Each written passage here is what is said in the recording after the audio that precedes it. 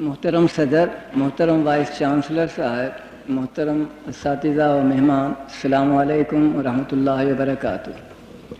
الحمدللہ رب العالمین والصلاة والسلام علی سید المرسلین وآلہ وصحبہ اجمعین۔ جیسا کہ ابھی اعلان کیا گیا، آج رسول اکرم صلی اللہ علیہ وسلم کی زندگی کے دو پہلو، جو حقیقت میں ایک ہی پہلو کے دو جو جز ہیں، یعنی اسلام کی تبلیغ اور اس تبلیغ کو قبول نہ کرنے والوں کے ساتھ آپ کا برتاؤ۔ یہ برتاؤ کچھ تو سنت پر مبنی ہوگا، خود رسول کریم کے طرز عمل اور برتاؤ کے باعث، اور کچھ ان احکام پر مبنی ہوگا جو مثلاً قرآن مجید میں پائے جاتے ہیں۔ اس بارے میں میرے علم میں ایسی کوئی جامع کتاب نہیں ہے جو خاص اس موضوع پر لکھی گئی ہو، اسی لیے میں کوشش کروں گا کہ تاریخی حیثیت سے یہ دیکھیں کہ رسول اکرم نے جب پہلی وحی نازل ہوئی تو آپ کا طرز عمل کیا رہا اور کس طرح آپ خدا کے پیغام کو دوسروں تک پہنچاتے رہے، اور پھر اس کا جو رد عمل ہوا اس کے سلسلے میں آپ کا کیا برتاؤ رہا، کس طرح آپ اس کا مقابلہ کرتے رہے اور اس کے نتائج۔ تاریخی نقطہ نظر سے ہمیں ایک خاص چیز یہ نظر آتی ہے کہ پہلے دن کی وحی میں تبلیغ کا کوئی حکم نہیں ہے۔ وہ پہلی وحی جس سے آپ سب لوگ واقف ہیں، سورہ اقرا کی 5 آیتیں، جس میں پڑھنے کا حکم دیا گیا رسول اللہ کو، رسول اللہ کے واسطے سے آپ کی امت کو، اور اس کی وجہ بھی بتائی گئی کہ قلم ہی وہ واسطہ ہے جس کے ذریعے سے اللہ لوگوں کو وہ چیزیں بتاتا ہے، سکھاتا ہے جو وہ نہیں جانتے تھے۔ اس کے بعد ہمارے مورخ بیان کرتے ہیں کہ 3 سال تک ایک وقفہ رہا، جسے فترہ کا لفظ استعمال کیا جاتا ہے، ایک وقفہ رہا جس میں کوئی نئی وحی نہ آئی۔ لیکن کسی وحی کے نہ آنے کے باوجود یہ بھی ایک عجیب و غریب چیز ہے کہ تبلیغ کا کام شروع ہو گیا۔ تبلیغ کا حکم صاف طور پر ان آیتوں میں نہ ہونے کے باوجود عملاً اس کا آغاز ہو جاتا ہے۔ وہ ان حالات میں کہ جب یہ وحی نازل ہوئی، پہلی وحی، تو رسول اللہ تھے غار حرا میں، مکے کے مضافات میں، اور یہ رات کے وقت کا واقعہ ہے، اور میرے حساب سے وہ دسمبر کے مہینے کی چیزیں ہیں۔ نہایت سخت سردی جو ہو سکتی ہے مکے میں ہو رہی تھی، تو فوراً ہی آپ دل کی دہشت کے باعث غار کو چھوڑ کر شہر واپس آ جاتے ہیں، اور اپنے مکان میں پہنچ کر اپنی بیوی حضرت خدیجہ سے فرماتے ہیں، زملونی زملونی، مجھے کمبلوں سے ڈھانکو، مجھے کمبلوں سے ڈھانکو۔ چنانچہ ظاہر ہے بیوی نے کیا ہوگا، اور جلدی ہی جب ذرا سکون ہوا، کچھ تو اس سردی کے باعث جس سے گزر کر آپ غار حرا سے یہاں شہر تک آئے تھے، اور کچھ دہشت کے باعث جو جبریل کی آمد اور وہاں پیش آنے والے واقعات کے مشاہدے کے باعث دل میں پیدا ہوئی تھی۔ اور پھر ہمارے مورخوں کے مطابق رسول اکرم نے ایک آخری چیز قصہ سنانے کے بعد اپنی بیوی کو یہ کہی، کیا یہ کوئی شیطان کی طرف کی چیز تو نہیں ہے؟ کیا میں کوئی کاہن نہیں بن گیا ہوں؟ جبکہ میں ساری زندگی ایسے لوگوں کو جو غیب دانی کا دعویٰ کرتے ہیں برا کہتا رہا۔ تو بیوی آپ کی تسلی کے لیے کہتی ہیں کہ یقیناً ایسا نہیں ہوگا، کیونکہ تم زندگی بھر لوگوں کی مدد کرتے، غریبوں کی، محتاجوں کی اور بیواؤں کی اور یتیموں کی پرورش کرتے رہے ہو، تو خدا ایسے شخص کا ساتھ نہیں چھوڑے گا، یقیناً تمہیں خدا شیطان کے پلے نہیں باندھے گا۔ یہ کہہ کر بیوی نے ایک اور جملہ بھی کہا، یہ جو تم کہہ رہے ہو کہ ایک فرشتہ آیا تھا اور فلاں فلاں، میرا ایک چچا زاد بھائی ہے ورقہ ابن نوفل، اسے ان چیزوں سے بہت واقفیت ہے، کل صبح ہم اس کے پاس جائیں گے، تم اسے اپنا قصہ بیان کرنا، وہ تمہیں بہتر بتا سکے گا میرے مقابلے میں کہ یہ کیا چیز ہے۔ اس کے بعد 2 روایتیں ہیں۔ ایک روایت کے مطابق حضرت خدیجہ ہی رسول اللہ کو ساتھ لے کر اپنے چچا زاد بھائی ورقہ ابن نوفل کے پاس جاتی ہیں جو عیسائی تھے۔ دوسری روایت کے مطابق اس دن صبح غالباً حسب عادت حضرت ابو بکر آپ کے ہاں تشریف لائے، کیونکہ دونوں تاجر تھے، رسول اللہ بھی تجارت میں حصہ لیتے تھے، ابو بکر بھی تاجر تھے، اور پھر ساتھی باہم دوستی وغیرہ بھی بہت گہری تھی، تو حضرت ابو بکر آپ کے ہاں تشریف لاتے ہیں اور خدیجہ ان کو قصہ سنا کر یا رسول اللہ سے فرمائش کر کے کہ ابو بکر کو قصہ سنا، حضرت ابو بکر کے ساتھ رسول اللہ کو ورقہ ابن نوفل کے ہاں بھیجتی ہیں۔ جو بھی ہو اپنے ساتھ لے گئی ہوں یا ابو بکر کے ہمراہ بھیجی ہوں، رسول اللہ ورقہ ابن نوفل کے ہاں پہنچتے ہیں اور قصہ سناتے ہیں۔ ورقہ ابن نوفل کے متعلق لکھا ہے کہ عمر کی درازی کے باعث وہ نابینا ہو چکے تھے، اندھے تھے۔ بہرحال قصہ سن کر بے اختیار ورقہ ابن نوفل کی زبان سے یہ جملہ نکلا کہ جو کچھ تم نے بیان کیا ہے اگر وہ سچا ہے تو یہ ناموس موسیٰ کے مماثل چیز ہے۔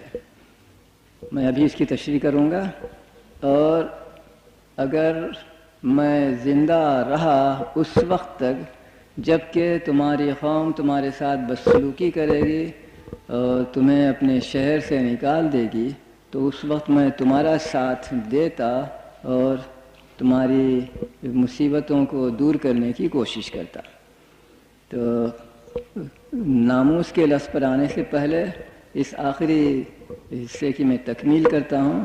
رسول اللہ نے کہا کیا اس بات پر کہ میں خدا کا پیغام لوگوں کو پہنچاؤں لوگ مجھ پر ظلم و ستم کریں گے، اذیت دیں گے اور مجھے شہر سے اپنے ملک سے نکال دیں گے؟ تو ورقہ ابن نوفل نے کہا ہاں، کوئی نبی ایسا نہیں آیا ہے جس کو اس کی امت نے چند کافروں نے تکلیف نہ دی ہو۔ یہاں ایک جز جو قابل ذکر ہے، قبل اس کے کہ میں لفظ ناموس کی تشریح کے لیے مقرر اوپر جاؤں، وہ یہ کہ ورقہ ابن نوفل کا یہ بیان اپنے اندر اس امر کے عناصر رکھتا ہے کہ رسول اللہ نے تبلیغ کی اور اس نے تبلیغ کو قبول کیا، اسلام قبول کر لیا۔ صاف اور صریح الفاظ میں نہیں، لیکن اس کے عناصر اس میں پائے جاتے ہیں۔ اور پھر کہتے ہیں کہ حضرت ابو بکر نے بھی اپنے آپ کو اس پر آمادہ کر لیا کہ رسول اللہ کے بیان کو قبول کریں کہ بے شک خدا کا فرشتہ آپ کے پاس آیا تھا آپ کو نبی معمور کرنے کے لیے، اور وہ اسے قبول کر لیتے ہیں۔ میں اب کچھ آپ کی اجازت سے لفظ ناموس پر بحث کروں گا۔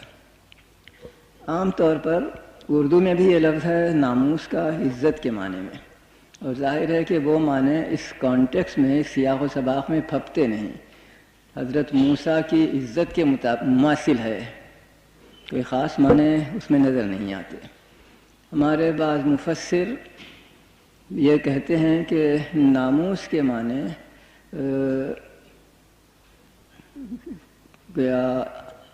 قابل اعتماد چیز کے ہوتے ہیں، اس کے بھی یہاں کوئی خاص معنی مجھے نظر نہیں آتے۔ میں شاید یہ جسارت کر سکتا ہوں اگر یہ بیان کروں کہ جس کانٹیکسٹ میں وہ الفاظ استعمال ہوئے ہیں وہاں ہمیں ایک اور معنی دینے کی ضرورت ہوتی ہے۔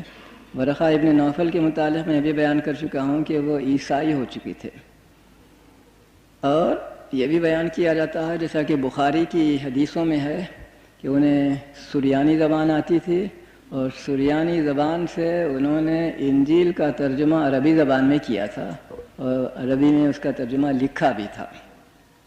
سریانی زبان انہیں آتی تھی، تو ان حالات میں کیا یہ ممکن نہیں کہ یہ سریانی زبان میں موجود ایک یونانی لفظ ہو؟ اگر اس مفروضے کو فرض کر کے ہم چلیں تو فوراً ہی اس کے معنی واضح ہو جاتے ہیں ناموس کا لفظ جو نوموس ہے یونانی میں، وہ ترجمہ ہے تورات کا۔ حضرت موسیٰ کی تورات سے مشابہ چیز ہے۔ تم پر جو اللہ کا پیغام نازل ہوا ہے وہ حضرت موسیٰ کی تورات سے مشابہ ہے، تو ظاہر ہے کہ یہ اس کانٹیکس میں زیادہ پھپتا ہے اور زیادہ مناسب و معقول معلوم ہوتا ہے۔ اس ابتدائی واقعے کے بعد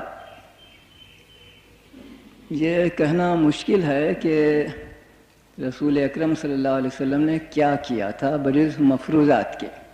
غالباً وہ بار بار مختلف لوگوں کو، مختلف دریافت کرنے والوں کو اپنا قصہ سناتے ہوں گے کہ مجھے یہ چیز پیش آئی اور جبریل نے مجھے یوں کیا اور مجھے یہ بتایا۔ میں ایک چھوٹی سی چیز کا تکملہ کرتے چلوں۔ پہلی وحی کے سلسلے میں بلازوری کی انصاب الاشراف میں کچھ تفصیلیں اور بھی ہیں۔ وہ یہ ہیں کہ سورہ اقرا کی 5 آیتوں کو پہنچانے کے بعد حضرت جبریل نے رسول اللہ کو اولاً استنجا کا طریقہ بتایا کہ کس طرح نجاست سے اپنے جسم کو پاک کرنا ہے، اور پھر اس کے بعد وضو کا طریقہ بتایا کہ نماز کے لیے کس طرح اپنے آپ کو جسمانی طور سے بھی اور روحانی طور سے بھی تیار کرو اللہ کے حضور میں جانے کے لیے۔ پھر جبریل نے امام بن کر نماز پڑھائی اور رسول اللہ نے مقتدی بن کر وہی حرکتیں کیں جو نماز میں ہوتی ہیں، یعنی قیام، رکوع، سجدہ وغیرہ۔ پھر اس کے بعد جبریل چلے گئے۔ تو ان حالات میں یہ روایت سیرت کی کتابوں میں پڑھ کر ہمیں حیرت نہ ہو کہ رسول اللہ اور آپ کی بیوی یہ دونوں وقتاً فوقتاً پبلک طور پر مثلا کعبے کے سامنے نماز پڑھا کرتے تھے، اور یہ نماز مکے والوں کی عبادت سے مختلف تھی، جس کے باعث لوگ حیرت سے دیکھتے۔ مگر چونکہ ابھی تک قرآن کی وہ آیتیں نازل نہیں ہوئی تھیں جن میں بت پرستی کو برا بھلا کہا گیا ہو اور بتوں کو جہنمی قرار دیا گیا ہو اور بتوں کی پرستش کرنے والوں کو بھی جہنم میں جانے کا مستحق قرار دیا ہو، اور اس طرح کی چونکہ ابھی آئی نہیں تھیں، اس لیے لوگوں کو ایک استعجاب، کیوریاسٹی ضرور ہوئی ہوگی اس نئے دین کے متعلق، لیکن ابھی کوئی رنجش اور کوئی غصہ و غضب ان میں نہیں پیدا ہوا ہوگا۔ بہرحال ہمیں 2-3 نو مسلم نظر آتے ہیں۔ حضرت خدیجہ کے بعد اور حضرت ابو بکر کے بعد آپ کے چچازاد بھائی جو آپ کے متبنہ بیٹے بھی تھے، یعنی حضرت علی، وہ بھی اسلام قبول کرتے ہیں۔ اسی طرح آپ کے غلام زید ابن ثابت جو ایک نوجوان شخص تھے، وہ گھر ہی میں رہتے تھے، وہ بھی اسلام قبول کرتے ہیں۔ تو گویا 5-7 آدمیوں کی جماعت تھی جو اولین مسلمانوں میں شامل ہے۔ جہاں تک حضرت علی کا تعلق ہے، 2 مختلف روایتیں ان کے اسلام کی ملتی ہیں۔ پہلی روایت کے مطابق وہ رسول اللہ کو نماز پڑھتا دیکھ کر، چونکہ بالکل کم سن تھے، 7-8 سال کی ان کی عمر تھی، وہ خود بھی تقلید کرنے لگتے ہیں اور اسی طرح نماز میں شریک ہو کر عبادت میں حصہ لیتے ہیں،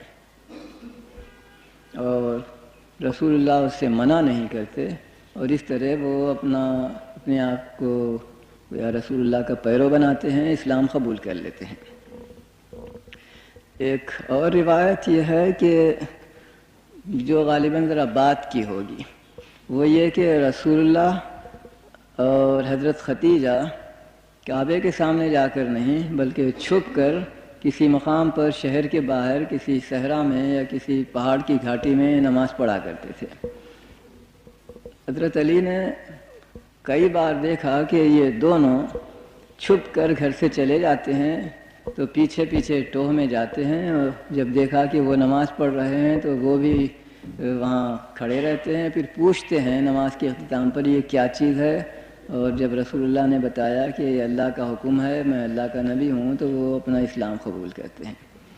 ان 2 کے علاوہ ایک تیسری روایت بھی ہے حضرت علی کی، اور ان اختلاف روایات کی وجہ سے یہ کہنا دشوار ہے کہ حضرت علی نے حقیقتاً کس زمانے میں اسلام قبول کیا اور کس وجہ سے اسلام قبول کیا، اور یہ تیسری روایت قطعاً 3 سال کے بعد کی ہے، پہلی وحی کے کم از کم 3 سال بعد کی روایت ہے، جبکہ رسول اللہ کو یہ حکم آیا کہ اپنے قریبی رشتہ داروں تک اسلام کی تبلیغ کرو، انذر عشیرتک الاقربین، اپنے قریبی رشتہ داروں کو اللہ سے ڈراؤ۔ چنانچہ اس وقت رسول اکرم صلی اللہ علیہ وسلم نے اس خدائی حکم کی تعمیل میں تبلیغ کا ایک طریقہ اختیار کیا جو میں آپ سے عرض کرتا ہوں۔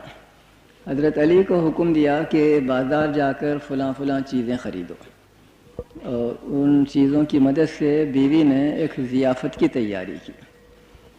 پھر حضرت علی کو بھیجا کہ خاندان کے سارے گھروں میں جاؤ، چچاؤں کے پاس اور بھتیجوں کے پاس وغیرہ وغیرہ، اور چچاؤں کے بیٹوں کے پاس، اور انہیں دعوت دو کہ فلاں دن اور فلاں وقت کھانے کے لیے میرے پاس آئیں۔ وہ گئے، وہ تعمیل کرتے ہیں، اور ان لوگوں کو یہ نہیں معلوم تھا کہ کس غرض کے لیے بلایا گیا ہے، تو وہ آتے تو ہیں لیکن سب ایک وقت نہیں آتے، نمبر 1۔ دوسرے، سب لوگ آخر تک بیٹھے نہیں رہتے، کوئی جلد کھاتا ہے پھر اٹھ کر چلا جاتا ہے، پھر دوسرا ختم کرتا ہے، وہ جاتا ہے، تو نتیجہ یہ نکلا کہ آخری شخص کے کھانے کے ختم ہونے پر سوائے اس آخری شخص کے کوئی شخص موجود نہیں تھا۔ جو اصل منشا کے خاندان کے لوگوں میں تبلیغ کریں اس کے معنی تھا، لہذا پہلا اٹیمپٹ ناکام ہوا۔ کچھ دنوں کے بعد رسول اللہ نے مکرر وہی تدبیر کی۔ حضرت علی سامان خرید لاتے ہیں، حضرت علی دعوتیں پہنچاتے ہیں، کیونکہ وہ متبنہ بیٹے تھے آپ کے، اور سب لوگ جب آتے ہیں تو اب کی دفعہ احتیاطاً رسول اللہ ان سے کہتے بھی جاتے ہیں کہ کھانے کے بعد میں تم سے کچھ کہنا چاہتا ہوں، ٹھہرنا، انتظار کرنا۔ چنانچہ اب کے سب لوگ استجاب کی حالت میں کہ وہ کیا بات ہوگی جس کے لیے ہمیں بلایا گیا ہے، ٹھہرتے ہیں، انتظار کرتے ہیں۔ کھانے کے بعد رسول اللہ ان سے مخاطب ہو کر کہتے ہیں کہ بت پرستی کیوں بری ہے، خدا کو ایک ماننا کیوں ضروری ہے، اور پھر اس کے نتائج یعنی آخرت کی زندگی، خدا کا حساب و کتاب وغیرہ، چند ابتدائی بنیادی چیزیں جو اسلام کی تھیں وہ سناتے ہیں۔ اس سلسلے میں طبری کی روایت دلچسپ ہے۔ طبری کا بیان ہے کہ اس تبلیغ کا ایک جملہ، غالباً آخری جملہ یہ تھا کہ تم میں سے جو شخص میری دعوت کو قبول کرے گا وہ میرا جانشین اور میرا خلیفہ ہوگا۔ کہتے ہیں کہ اس وقت حضرت علی جو بچہ تھے اٹھ کر کھڑے ہوئے اور کہنے لگے میں اسلام قبول کرتا ہوں۔ موقع ہاتھ آیا، ابو لہب کو، رسول اللہ کے چچا کو، خیخہ مار کر ہنسا، تالی بجا کر کہنے لگا ابو طالب مبارک ہو، آج سے تم اپنے بیٹے کے ماتحت بن چکے ہو۔ تو انہیں ایک حدت پیدا ہوئی، غضب، وہ ساری عمر اس کے لیے آمادہ نہیں ہو سکے کہ رسول اللہ کی اتباع کریں، رسول اللہ کی نبوت کو قبول کریں۔ اس بیان کا منشا یہ ہے کہ تبلیغ کا طریقہ کیا تھا۔ میں اس بحث میں جانا نہیں چاہتا کہ حضرت علی کے ایمان لانے کا طریقہ کیا تھا، کب ایمان لائے وغیرہ، وہ ایک ذیلی علیحدہ چیز ہے، لیکن ہمیں یہ نظر آتا ہے کہ تبلیغ کے سلسلے میں رسول اللہ نے کیا تدبیر اختیار کی۔ وہ یہ کہ سب سے پہلے اپنے خاندان کے لوگوں میں تبلیغ کرتے ہیں جو گھر میں ہی رہتے ہیں، متبنہ بیٹا ہے، بیوی ہے، غلام ہے، اور انتہائی قریبی دوست مثلاً حضرت ابو بکر ہیں۔ اس کے کچھ دنوں کے بعد ایک دوسری وحی نازل ہوتی ہے جس میں یہ حکم آتا ہے فاصدع بما تؤمر واعرض عن المشرکین۔ اس کے معنی ہے کہ جس چیز کا تجھے حکم دیا جاتا ہے وہ کھول کر بیان کر دے، اور مشرکوں سے پہلو تہی کر، ان سے کی پرواہ نہ کر۔ اس حکم کے آنے پر رسول اللہ اپنے میں ایک طرح کی دہشت محسوس کرتے ہیں کہ شہر بت پرست ہے، اگر میں وہاں کے لوگوں کو برملا یہ کہوں کہ تمہارا دین غلط ہے، تمہارے بت تمہارے لیے کبھی حفاظت کا اور نجات کا باعث نہیں بن سکتے وغیرہ تو لوگ خفا ہوں گے، میں کیسے بیان کروں؟ تو حضرت جبریل نے تشفی کی کہ خدا تمہیں چھوڑے گا نہیں، خدا تمہاری حفاظت کرے گا اور تمہارے دشمن تمہارے جان پر حملہ نہیں کریں گے۔ غرض کچھ اس طرح کی تفصیلیں ہمیں سیرت کی کتابیں ملتی ہیں۔ تو ایک دن رسول اللہ شہر کے باہر ایک پہاڑی کے دامن میں یا پہاڑی کے کچھ بلند حصے پر کھڑے رہ کر لوگوں کو اپنی طرف بلاتے ہیں، گویا کوئی حادثہ پیش آیا ہے، کوئی اہم چیز کہنی ہے، تو لوگ دوڑے دوڑے آئے۔ اس کے بعد آپ نے کہا کہ میں فلاں قبیلے کے لوگوں ہی کو مخاطب کرنا چاہتا ہوں، تو جو لوگ اس قبیلے کے نہیں تھے وہ چلے گئے۔ پھر اس کی ایک شاخ کا ذکر کیا، میں صرف ان سے گفتگو کرنا چاہتا ہوں، غرض بجائے سارے شہر کو مخاطب ہو کر تبلیغ کرنے کے اس کے ایک محدود حصے کو اس دن آپ نے مخاطب فرمایا تھا۔ اور تخاطب کا انداز کچھ اس طرح تھا، اے لوگو، اے بھائیو، اگر میں تم سے یہ بیان کروں کہ اس پہاڑ کے پیچھے دوسری طرف ایک دشمن کی فوج آئی ہوئی ہے اور وہ تم پر حملہ کرنے والی ہو، تو کیا تم میری بات پر اعتماد کرو گے؟ ان کا جواب تھا کہ آج تک ہم نے تمہیں کبھی جھوٹ بولتے نہیں پایا، اگر تم سیریسلی کہتے ہو کہ واقعی ایک دشمن اس طرف آیا ہوا پڑا ہے تو ہم تمہاری بات پر یقین کریں گے، کیوں نہیں؟ اس وقت رسول اللہ کہتے ہیں کہ میں تم کو اس انسانی لشکر سے بھی بڑے ایک دوسرے لشکر سے ڈراتا ہوں، یہ اللہ کا قہر و عذاب ہے۔ اگر تم اللہ کو ایک نہ مانو گے، اگر تم بتوں کی پرستش کرو گے تو خدا تم کو تمہارے مرنے کے بعد دوزخ میں ڈالے گا اور فلاں فلاں۔ اس دن علاوہ اور لوگوں کے آپ کا چچا ابو لہب بھی وہاں موجود تھا۔ یہ چونکہ ذرا دیر لگی اس واقعے کو، پہلے سب لوگوں کو بلایا، پھر ایک جز کو جانے کے لیے کہا، پھر دوسرے جز کو، آخر میں ایک محدود حصہ رہا جس میں کافی دیر لگی، ممکن ہے گھنٹہ آدھ گھنٹہ لگا ہو۔ تو ابو جہل نے جل کر کہا، کیا اسی فضول چیز کے لیے تم نے ہمارا وقت ضائع کیا؟ اور پھر وہ بھی چلا گیا اور دوسرے لوگ بھی چلے گئے۔ اس وقت شاید بے محل نہ ہوگا اگر میں کچھ الفاظ اس وجہ کی بیان کروں کہ کیوں ابو لہب کو اپنے بھتیجے رسول اللہ سے اس طرح کی قد اور نفرت تھی۔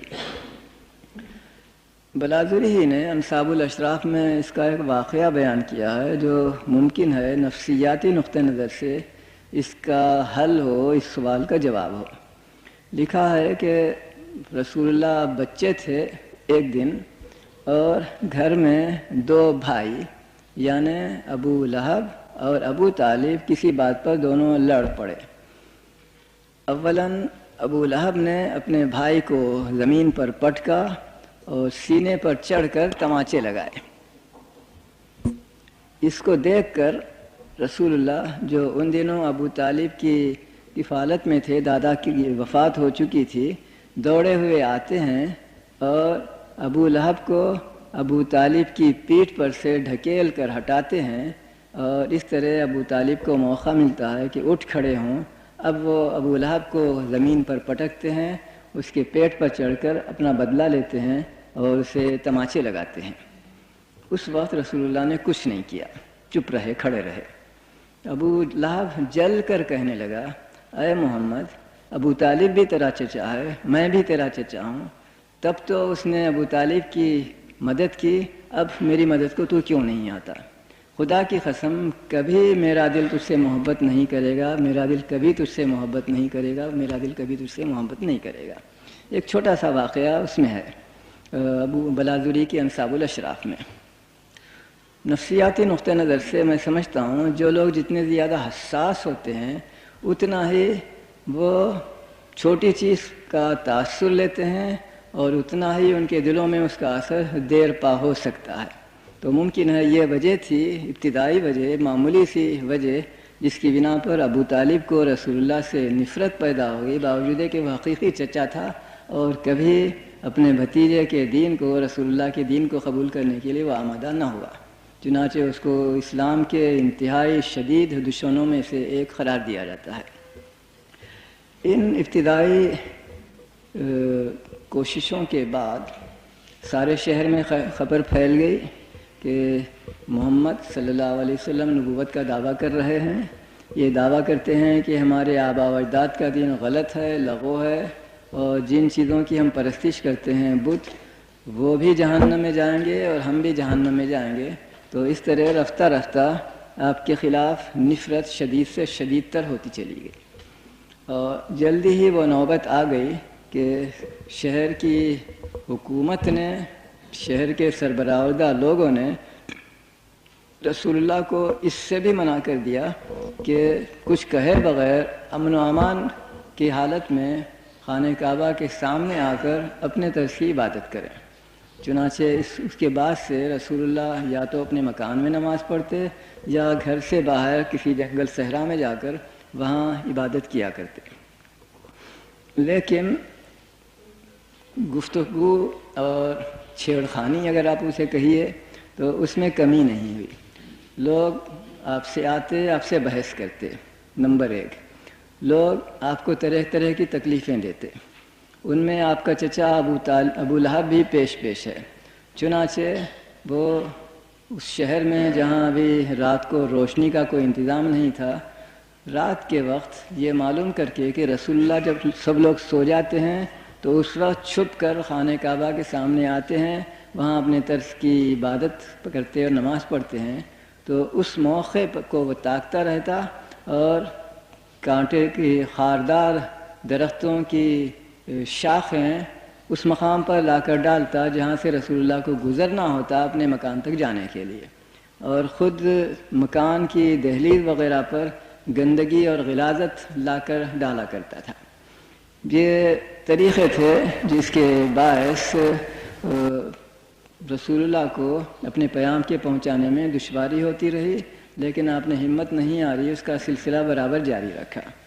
اس وقت ایک نئی چیز پیش آئی، چھوٹی سی اور دلچسپ چیز، وہ یہ کہ مکے کے باشندے وقتاً فوقتاً جیسا ہم آج کل کہیں گے گلی کے لونڈوں کو اشکال دیتے تھے کہ اس شخص کے پیچھے جاؤ، اس پر پتھر پھینکو، پتھر مارو اور اس کو یہاں سے نکالو. جب کبھی ایسا ہوتا، جب کبھی ایسے بدتمیز لڑکے رسول اللہ کا پیچھا کرتے، تو ہمارے ایک مخریزی نے ایک دلچسپ قصہ بیان کیا ہے. وہ یہ کہ اگر کبھی اتفاق سے ابو سفیان کے مکان کے قریب ہوتے رسول اللہ، تو جھٹ سے ابو سفیان کے مکان میں گھس جاتے، اور ابو سفیان میں باوجود مسلمان نہ ہونے کے، باوجود اسلام سے قد ہونے کے، اتنی شرافت، اتنی انسانیت تھی کہ وہ فوراً رسول اللہ کی حفاظت کرتا اور ان گلی کے بچوں کو ڈانٹ ڈپٹ کر وہاں سے نکال دیتا، اور پھر رسول اللہ ان کے جانے کے بعد امن و اطمینان سے اپنے گھر کو واپس ہو سکتے. اس واقعے کا ذکر کرنے کے بعد مخریزی نے ایک چھوٹا سا اشارہ کیا ہے دلچسپ. وہ بہت بات کا واقعہ ہوگا. جب سن 8 ہجری میں رسول اللہ مکے کو فتح کریں گے تو اس وقت ہمارے مؤلف لکھتے ہیں کہ فوج کے ہراول دستے میں جو سامنے کا مقدمہ ہے، مقدمۃ الجیش، اس میں ایک منادی تھا جو بآواز بلند چلا کر گلیوں سے گزرتے وقت کہتا جاتا تھا کہ جو شخص ہتھیار ڈال دے وہ امن میں رہے گا، جو شخص اپنے گھر کے اندر بند رہے، باہر نہ نکلے، وہ امن میں رہے گا، جو خانہ کعبہ میں چلا جائے گا وہ امن میں رہے گا، اور آخری چیز جس کی طرف مجھے توجہ منعطف کرانی ہے، جو شخص ابو سفیان کے مکان میں جائے گا وہ بھی امن میں رہے گا. تو مخریزی کہتے ہیں کہ یہ امتیاز، یہ خصوصیت ابو سفیان کے لیے اس واقعے کی بنا پر تھی کہ زمانے قبل ہجرت جب کبھی مکے کے شریر بچے رسول اللہ کو تکلیف دیتے اور آپ ابو سفیان کے گھر میں جاتے تو ابو سفیان آپ کو پناہ دیتا تھا، لہذا اس کے معاوضے میں ابو سفیان کے مکان کو بھی پناہ گاہ، امن گاہ قرار دے دیا گیا. کوئی 4-5 سال جاری رہا، اور اس کے بعد مسلمانوں کی حالت اتنی خراب ہو گئی، لوگوں کی اذیت دی اور دیگر ممانعتوں کے باعث کہ جو لوگ نو مسلم تھے، مسلمان ہوئے تھے، ان کو اپنے وطن میں رہنا ناممکن ہو گیا تھا.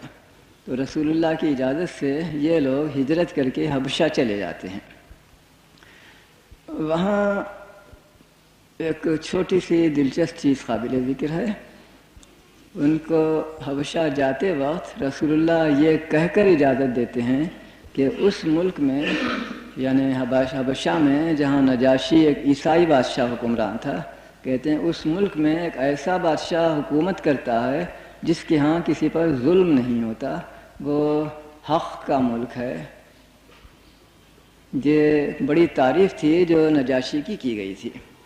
یہ لوگ حبشہ میں پہنچتے ہیں، اور اب ہم دیکھتے ہیں کہ تبلیغ کی اجازت چونکہ عام ہو گئی تھی، اس لیے یہ مسلمان بھی یا نو مسلم کہیے ان کو، مکے کے مہاجر بھی حبشہ میں تبلیغ کرتے ہیں، اور اس کا نتیجہ یہ ہوا کہ چند سال کے عرصے میں کافی تعداد، کم از کم 40-50 حبشی مسلمان ہو گئے وہاں۔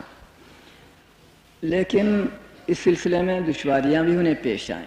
جب مکے والے ہجرت کر کے حبشہ چلے گئے تو حبشیوں کے پاس، نجاشی کے پاس مکے والوں نے، مشرکوں نے ایک وفد بھیجا یہ مطالبہ کرنے کے لیے کہ مسلمانوں کو ہمارے سپرد کر دیا جائے، ایکسٹراڈیشن عمل میں آئے، تاکہ ہم ان کو مکہ واپس لا کر ان کو حسب سابق یا حسب دلخواہ تکلیف دے سکیں، ستا سکیں۔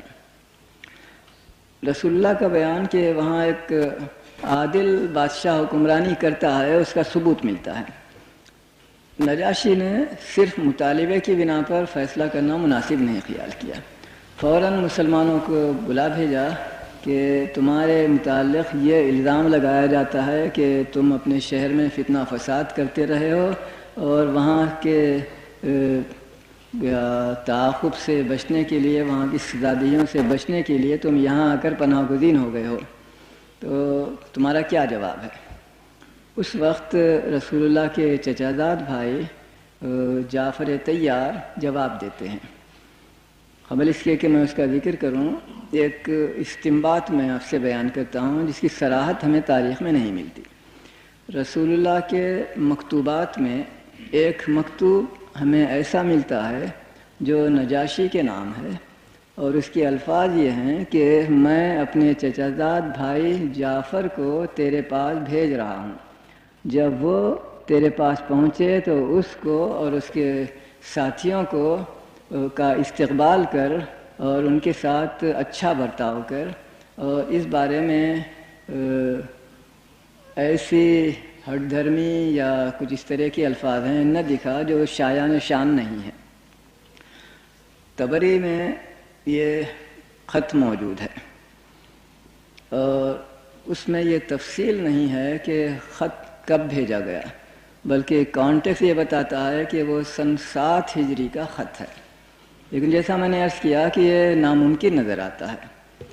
یہ خط بطور تعارف کے جعفر طیار کو دیا جانا چاہیے، وہ خط لے کر گئے ہوں گے سن 5 نبوی میں، ہجرت سے بہت پہلے، اور نجاشی کو دیا ہوگا، کیونکہ اگر سن 7 ہجری میں بھیجا جائے تو یہ وہ وقت ہے جب مسلمان مہاجرین حبشہ سے مدینہ واپس جا رہے تھے، تو قیام کے اختتام پر اور پناہ طلبی کے ختم ہونے کے وقت تعارفی خط بھیجنا ذرا نامعقول سی بات نظر آئے گی۔ اسی لیے میرا گمان یہ ہے کہ مورخوں کے سکوت کے باوجود یہ کہنا پڑتا ہے کہ اولین جماعت مہاجرین مکہ کی جو حبشہ گئی، اس وقت رسول اللہ نے ان کو یہ خط بطور تعارف دیا تھا۔ میں تفصیل میں اس لیے جانا نہیں چاہتا کہ کیوں دیا ہوگا وغیرہ، میرے پاس اس کے وجوہ ہیں۔ بہرحال مسلمانوں نے مکہ میں تبلیغ رسول اللہ کرتے ہیں، اور مسلمان شدہ لوگ جہاں جہاں جاتے ہیں وہ اپنی تبلیغ کا سلسلہ اپنی قابلیت و صلاحیتوں کے مطابق جاری رکھتے ہیں، جس کے باعث لوگ مسلمان ہونے لگتے ہیں۔ چنانچہ جعفر طیار کو جب جواب دہی کا موقع ملا تو انہوں نے تفصیل سے بتایا کہ اسلام کیا چیز ہے، اور کیوں یہ لوگ جھوٹے ہیں جو ہم پر الزام لگاتے ہیں کہ ہم فتنہ و فساد کرتے رہے وغیرہ۔ اور پھر آخر میں انہوں نے کچھ قرآن مجید کی آیتیں بھی پڑھ کر سنائیں، خاص کر سورہ مریم کی، جس میں یہ ذکر تھا کہ حضرت عیسیٰ بغیر باپ کے حضرت مریم کے بطن سے پیدا ہوئے ہیں، خدا کے حکم سے فلاں فلاں یہ تفصیلیں۔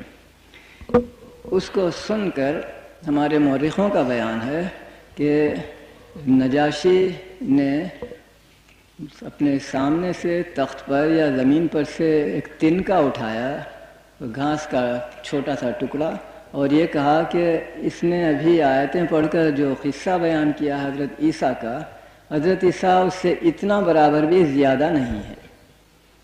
مزید تفصیلیں ہمیں نہیں ملتی ہیں کہ آیا اس بادشاہ نے اسلام قبول کیا تھا یا نہیں کیا تھا، لیکن کچھ اشارے ہمیں ملتے ہیں جس کی بنا پر گمان پڑتا ہے کہ اگر اس وقت نہیں تو جلدی ہی نجاشی نے اسلام قبول کر لیا ہوگا، کیونکہ بخاری کی ایک روایت کے مطابق جس دن ہجرت کے بعد کا واقعہ ہے، جس دن مدینے میں نجاشی کی وفات کی خبر آئی تو رسول اللہ نے اس دن غائبانہ نماز جنازہ پڑھی نجاشی کے لیے۔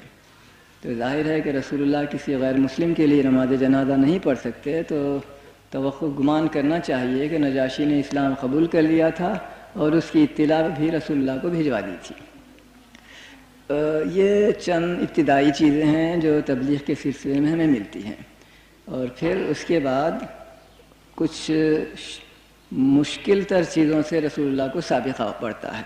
جب حبشہ بھیجی ہوئی جماعت مشرکین مکہ کی اپنے مقصد میں ناکام ہوئی تو واپس آنے پر انہوں نے مابقی مسلمانوں کو جو مکے میں تھے اپنے ظلم و تشدد کا زیادہ سختی کے ساتھ ہدف بنایا۔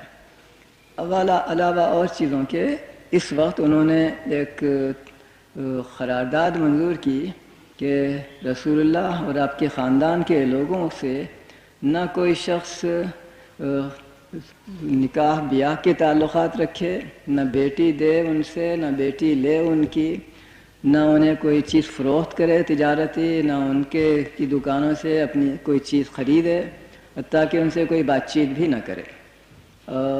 اتنے وہ سیریس تھے کہ اس کو لکھ کر خانہ کعبہ کے اندر لٹکا دیا۔ ہم اقرار کرتے ہیں کہ اس اقرار کی اس معاہدے کی خلاف ورزی نہیں کریں گے۔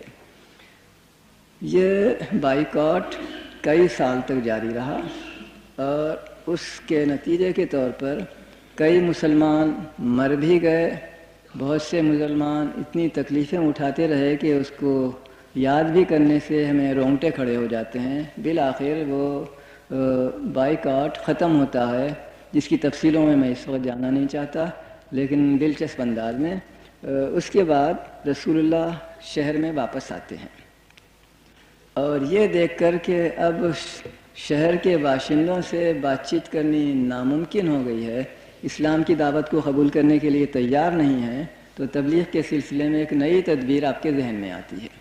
وہ یہ ہے کہ اس شہر کو چھوڑو، کسی اور جگہ جا کر تبلیغ کرو، اور آپ انتخاب فرماتے ہیں شہر طائف کا۔ اس کی وجہ ہمارے مورخوں نے یہ لکھی ہے کہ وہاں رسول اللہ کی ماں کی طرف کے رشتہ دار تھے، گویا ماموں کا علاقہ تھا۔ وہ بہت آس لے کر گئے، لیکن وہاں اس سے زیادہ دشواریوں کا سابقہ پڑا جتنا مکے میں تھا۔ چنانچہ اول تو ان ماموں نے آپ کو گالی گلوچ دے کر کہا کہ فوراً یہاں سے چلے جاؤ ورنہ تمہاری جان کی خیر نہیں۔ پھر جب آپ مجبوراً شہر سے نکلتے ہیں تو گلی کے شریر لڑکوں کو یہی لوگ رسول اللہ کے پیچھے لگاتے ہیں کہ ان پر پتھر مارو اور انہیں تکلیف دو اور انہیں اپنے شہر سے نکالو۔ آپ کو زخمی بھی ہو جاتے ہیں، اور بہرحال شہر کے باہر پہنچ کر ایک باغ کو دیکھتے ہیں جس کے دروازے پر ایک دربان تھا، اور اس کی اجازت سے وہ باغ کے اندر داخل ہو جاتے ہیں۔ دربان نیک دل شخص تھا، اور حقیقت میں وہ عیسائی تھا، جیسا کہ ہمیں بعد میں معلوم ہوا۔ اس نے ان شریر بچوں کو ڈانٹ ڈپٹ کر وہاں سے واپس روانہ کیا، اور اپنے مالک کی اجازت سے جو گھر ہی اسی باغ میں موجود تھا، اور ایک مکے والا شخص تھا، وہ اس بےکس مہمان کی میزبانی کرتا ہے، کچھ پھل توڑ کر انگور کا خوشہ وغیرہ آپ کی خدمت میں پیش کرتا ہے۔ اس وقت ایک واقعہ پیش آیا جو تبلیغ کا ایک شاید انڈائریکٹ طریقہ کہا جا سکتا ہے۔ انگور کے ان دانوں کو کھاتے ہوئے رسول اللہ نے آغاز کیا بسم اللہ کہہ کر، تو وہ دربان باغ کا مالی کہیے حیرت سے پوچھتا ہے کہ اس ملک میں یہ کیا طریقہ، میں نے تو کبھی سنا نہیں۔ تو رسول اللہ اس سے کہتے ہیں کہ یہ میں نبی ہوں، خدا نے مجھے حکم دیا ہے کہ جو بھی کام کروں اللہ کے نام پر کروں۔ پھر اس سے پوچھا تم کون ہو؟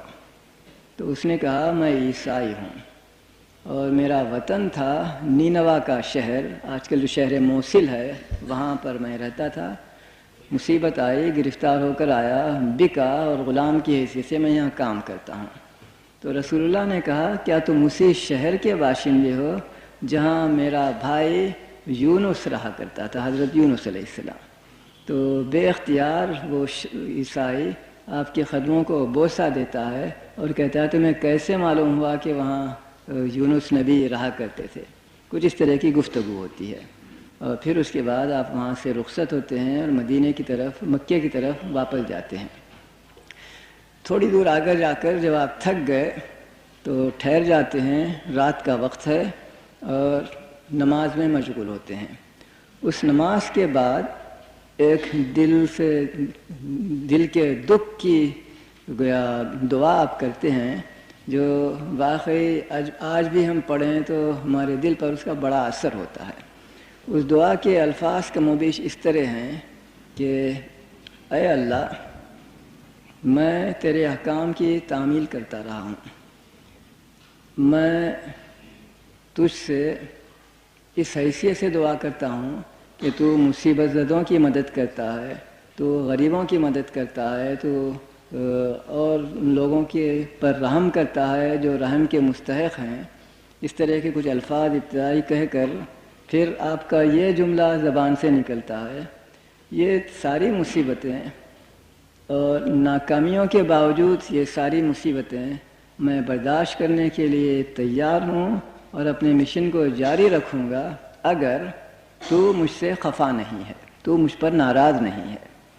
یہ تھا وہ ڈٹرمنیشن، وہ عزم جس کا اس مصیبت کے وقت بھی، انتہائی مصیبت کے وقت بھی، کہ شہر مکہ وطن سے آپ باہر ہیں، شہر طائف جہاں پناہ لینے کے لیے جاتے ہیں وہاں ناکامی ہوتی ہے، دنیا میں کوئی یار و مددگار نہیں ہے، اس وقت بھی آپ یہ کہتے ہیں اگر ان مصیبتوں کا منشا تیری ناراضی کا باعث تیری ناراضگی نہیں ہے تو اے اللہ میں اسے برابر جاری رکھوں گا۔ یہ امتحان کی آخری چیز تھی جس میں رسول اللہ کامیاب ہوتے ہیں، تو اسی وقت سے روشنی کی ایک کرن نکلنی شروع ہو جاتی ہے۔ چنانچہ ہمارے مورخ لکھتے ہیں کہ اس نماز سے جب آپ فارغ ہوئے تو ایک آیت نازل ہوئی، ایک سورت نازل ہوئی جس کے الفاظ یہ ہیں کہ قُلْ أُوحِیَ إِلَیَّ أَنَّهُ اسْتَمَعَ نَفَرٌ مِّنَ الْجِنِّ، کہہ اے محمد مجھ پر اللہ کی وحی نازل ہوئی ہے یہ بتانے کے لیے کہ جنات کا ایک گروہ آ کر تجھے سنتا رہا نماز کے وقت، اور فلاں فلاں پورا قصہ ہے۔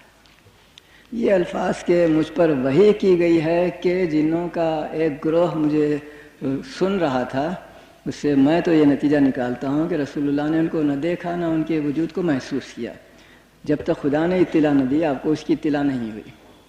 مگر اصل میں مجھے کہنا یہ ہے کہ ہمارے رسول نبی تھے انسانوں کے بھی اور جنات کے لیے بھی، اور اگر انسان آپ کی نبوت سے انکار کرتے ہیں تو کم از کم جنات، کم از کم ان کا ایک گروہ اسلام کو قبول کرتا ہے، اور یہ پہلی روشنی کی کرن تھی جو اس تاریکی، اس مایوسی کے عالم میں آپ کو دکھائی دیتی ہے۔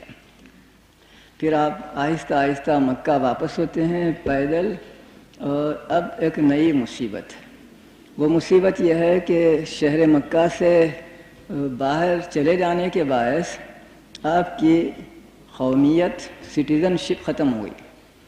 آپ شہر میں داخل نہیں ہو سکتے جب تک کہ کوئی شہر کا باشندہ آپ کو پناہ نہ دے۔ چنانچہ ایک شخص کو، بدوی کو کچھ رقم کا وعدہ کر کے یا دے کر انعام، کہتے ہیں کہ تم فلاں شخص کے پاس جاؤ اور اس سے کہو کہ وہ مجھے اپنی پناہ میں لے۔ وہ جاتا ہے، پھر واپس آ کر کہتا ہے کہ اس نے انکار کیا اور یہ وجہ بیان کی کہ کیوں وہ نہیں لینا چاہتا۔ پھر اس کو دوبارہ ایک اور شخص کے پاس بھیجتے ہیں ایک مزید انعام کے ساتھ، وہ بھی انکار کرتا ہے۔ آخر میں ایک تیسرے شخص کے پاس روانہ کرتے ہیں، وہ تیسرا شخص اس کو قبول کر لیتا ہے اور اپنے بچوں، اپنے قریبی رشتہ داروں کے ساتھ ہتھیار بند ہو کر آتا ہے اور رسول اللہ کو اپنی حمایت میں بطور گارڈ کے لے کر مکہ پہنچاتا ہے۔ اور حسب عادت اولاً ضرورت تھی اس نووارد کے لیے کہ کعبے کا طواف کرے، پھر اپنے گھر کو جائے۔ چنانچہ اعلان رسول اللہ کعبے کا طواف کرتے ہیں، اس گارڈ کی موجودگی میں پھر اپنے گھر کو جاتے ہیں۔ میں یہ کہتا چلوں کہ اس سفر طائف سے کچھ پہلے رسول اللہ کے 2 بڑے حامی مر چکے تھے، آپ کے چچا ابو طالب بھی، آپ کی بیوی حضرت خدیجہ بھی۔ اس مایوسی کے عالم میں آپ شہر چھوڑ کر طائف گئے تھے۔ بہرحال اب شہر مکہ میں آپ کی حیثیت ایک اجنبی کی تھی جو مقامی باشندوں میں سے ایک کی پناہ میں اور حمایت میں رہتے تھے، جس سے میں یہ معنی اخذ کرتا ہوں کہ رسول اللہ کو اب شہر میں آزادی نہیں تھی کہ سیاست میں حصہ لیں یعنی تبلیغ دین کریں۔ اس کا حل آپ نے سوچ لیا، نکال لیا، وہ یہ کہ شہر مکہ کے رواج کے تحت لوگوں کو ہر سال حج کے زمانے میں ایک طرح کا امن عام مل جاتا تھا۔ چنانچہ جو لوگ مجرم قاتل بھی ہوتے، چھپے ہوئے رہتے، وہ بھی حرام مہینوں کے زمانے میں، حج کے زمانے میں باہر نکل سکتے، کھلم کھلا جا آ سکتے تھے۔ اور شہر مکہ کے لوگ اگر اسلام کے دشمن ہیں تو کم از کم بیرونی ممالک سے آنے والے، بیرونی قبائل سے آنے والے جو حاجی تھے ان میں یہ تعصبات نہ ہوں، یہ ممکن ہے۔ چنانچہ رسول اللہ نے کوشش یہ کی کہ حج کے زمانے میں باہر سے آنے والے قبائل میں اسلام کی تبلیغ کریں، اور اس میں کامیابی ہوتی ہے کافی جد و جہد کے بعد۔ اور اولین مدنی مسلمان 6 اہل انصار اسی زمانے میں اسلام قبول کرتے ہیں، مینا میں حج کے زمانے میں۔ تفصیل ہے، دشواریوں کا ہمیں اندازہ ہوتا ہے۔ ابن ہشام کے مطابق رسول اللہ کم سے کم 15 قبائلی جماعتوں میں گئے، ہر ایک کو مخاطب ہو کر یہ کہتے رہے کہ تم اسلام قبول کرو جس کی فلاں فلاں خصوصیتیں ہیں، اور یہ تکلیف کا باعث نہیں، جلدی ہی قیصر و کسریٰ کی حکومتیں تمہارے قدموں پر نثار ہو جائیں گی۔ مگر کسی نے قبول نہیں کیا، صرف آخری 16ویں گروہ نے، جس میں 6 آدمی تھے انصار کے، وہ اس کو سن کر ایک دوسرے کو دیکھتے ہیں، جو ایک خفیہ گفتگو سے آپ سمجھیے، اور پھر کہتے ہیں کہ ہم اس کو اسلام کو قبول کرتے ہیں۔ وہ وجہ یہ ہوئی تھی کہ شہر مدینہ میں چونکہ بہت سے یہودی بستے تھے، اور ہمارے مورخ بیان کرتے ہیں جب کبھی عربوں میں اور یہودیوں میں جھگڑا ہوتا مدینے میں تو یہودی ان کو کہتے اچھا ذرا انتظار کرنا، آج تو تم ہمیں مار سکتے ہو لیکن جلدی ہی آخری نبی آنے والا ہے، جب وہ آئے گا تو ہم اس کی اتباع کر کے تم کو دنیا سے نیست و نابود کر دیں گے، تمہارا بچہ بوڑھا عورت مرد ہر شخص کو ہم قتل کر دیں گے۔ ان مدینے والوں نے سوچا کہ اگر واقعی یہ نبی موعود ہی ہے تو کیوں نہیں یہودیوں سے پہلے ہم اسلام قبول کر لیں۔ چنانچہ یہی وجہ تھی، وہ ایک دوسرے کو دیکھتے ہیں، خاموش گفتگو ہوتی ہے اور پھر سب لوگ اسلام قبول کر لیتے ہیں۔ ان کا اسلام مخلصانہ تھا۔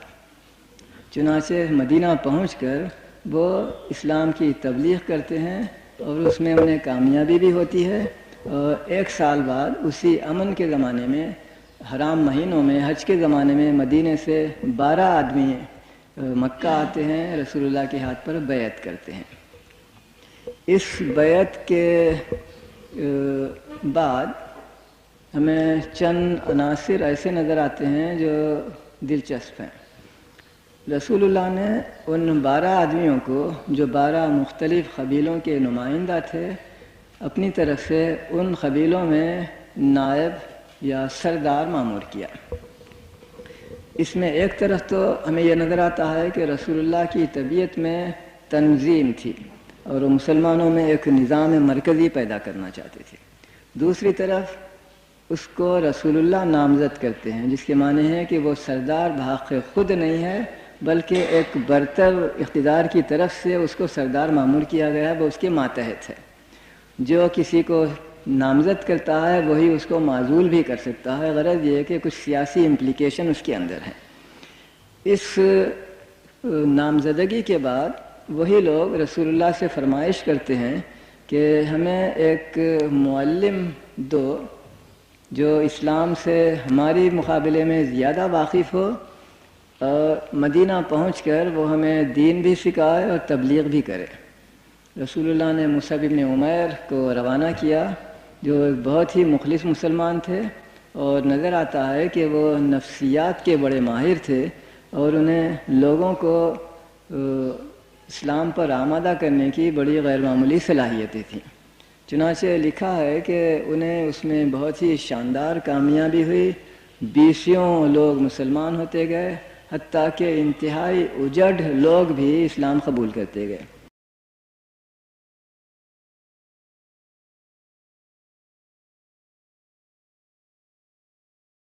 ایک کا واقعہ لکھا ہے جو دلچسپ ہے.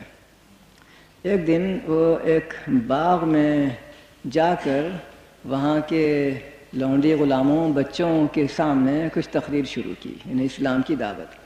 ایک شخص کو بولتا ہوا دیکھ کر بچے بھی بھاگتے ہوئے آئے، گھر کی لونڈیاں وغیرہ بھی آئیں اور سننے لگے.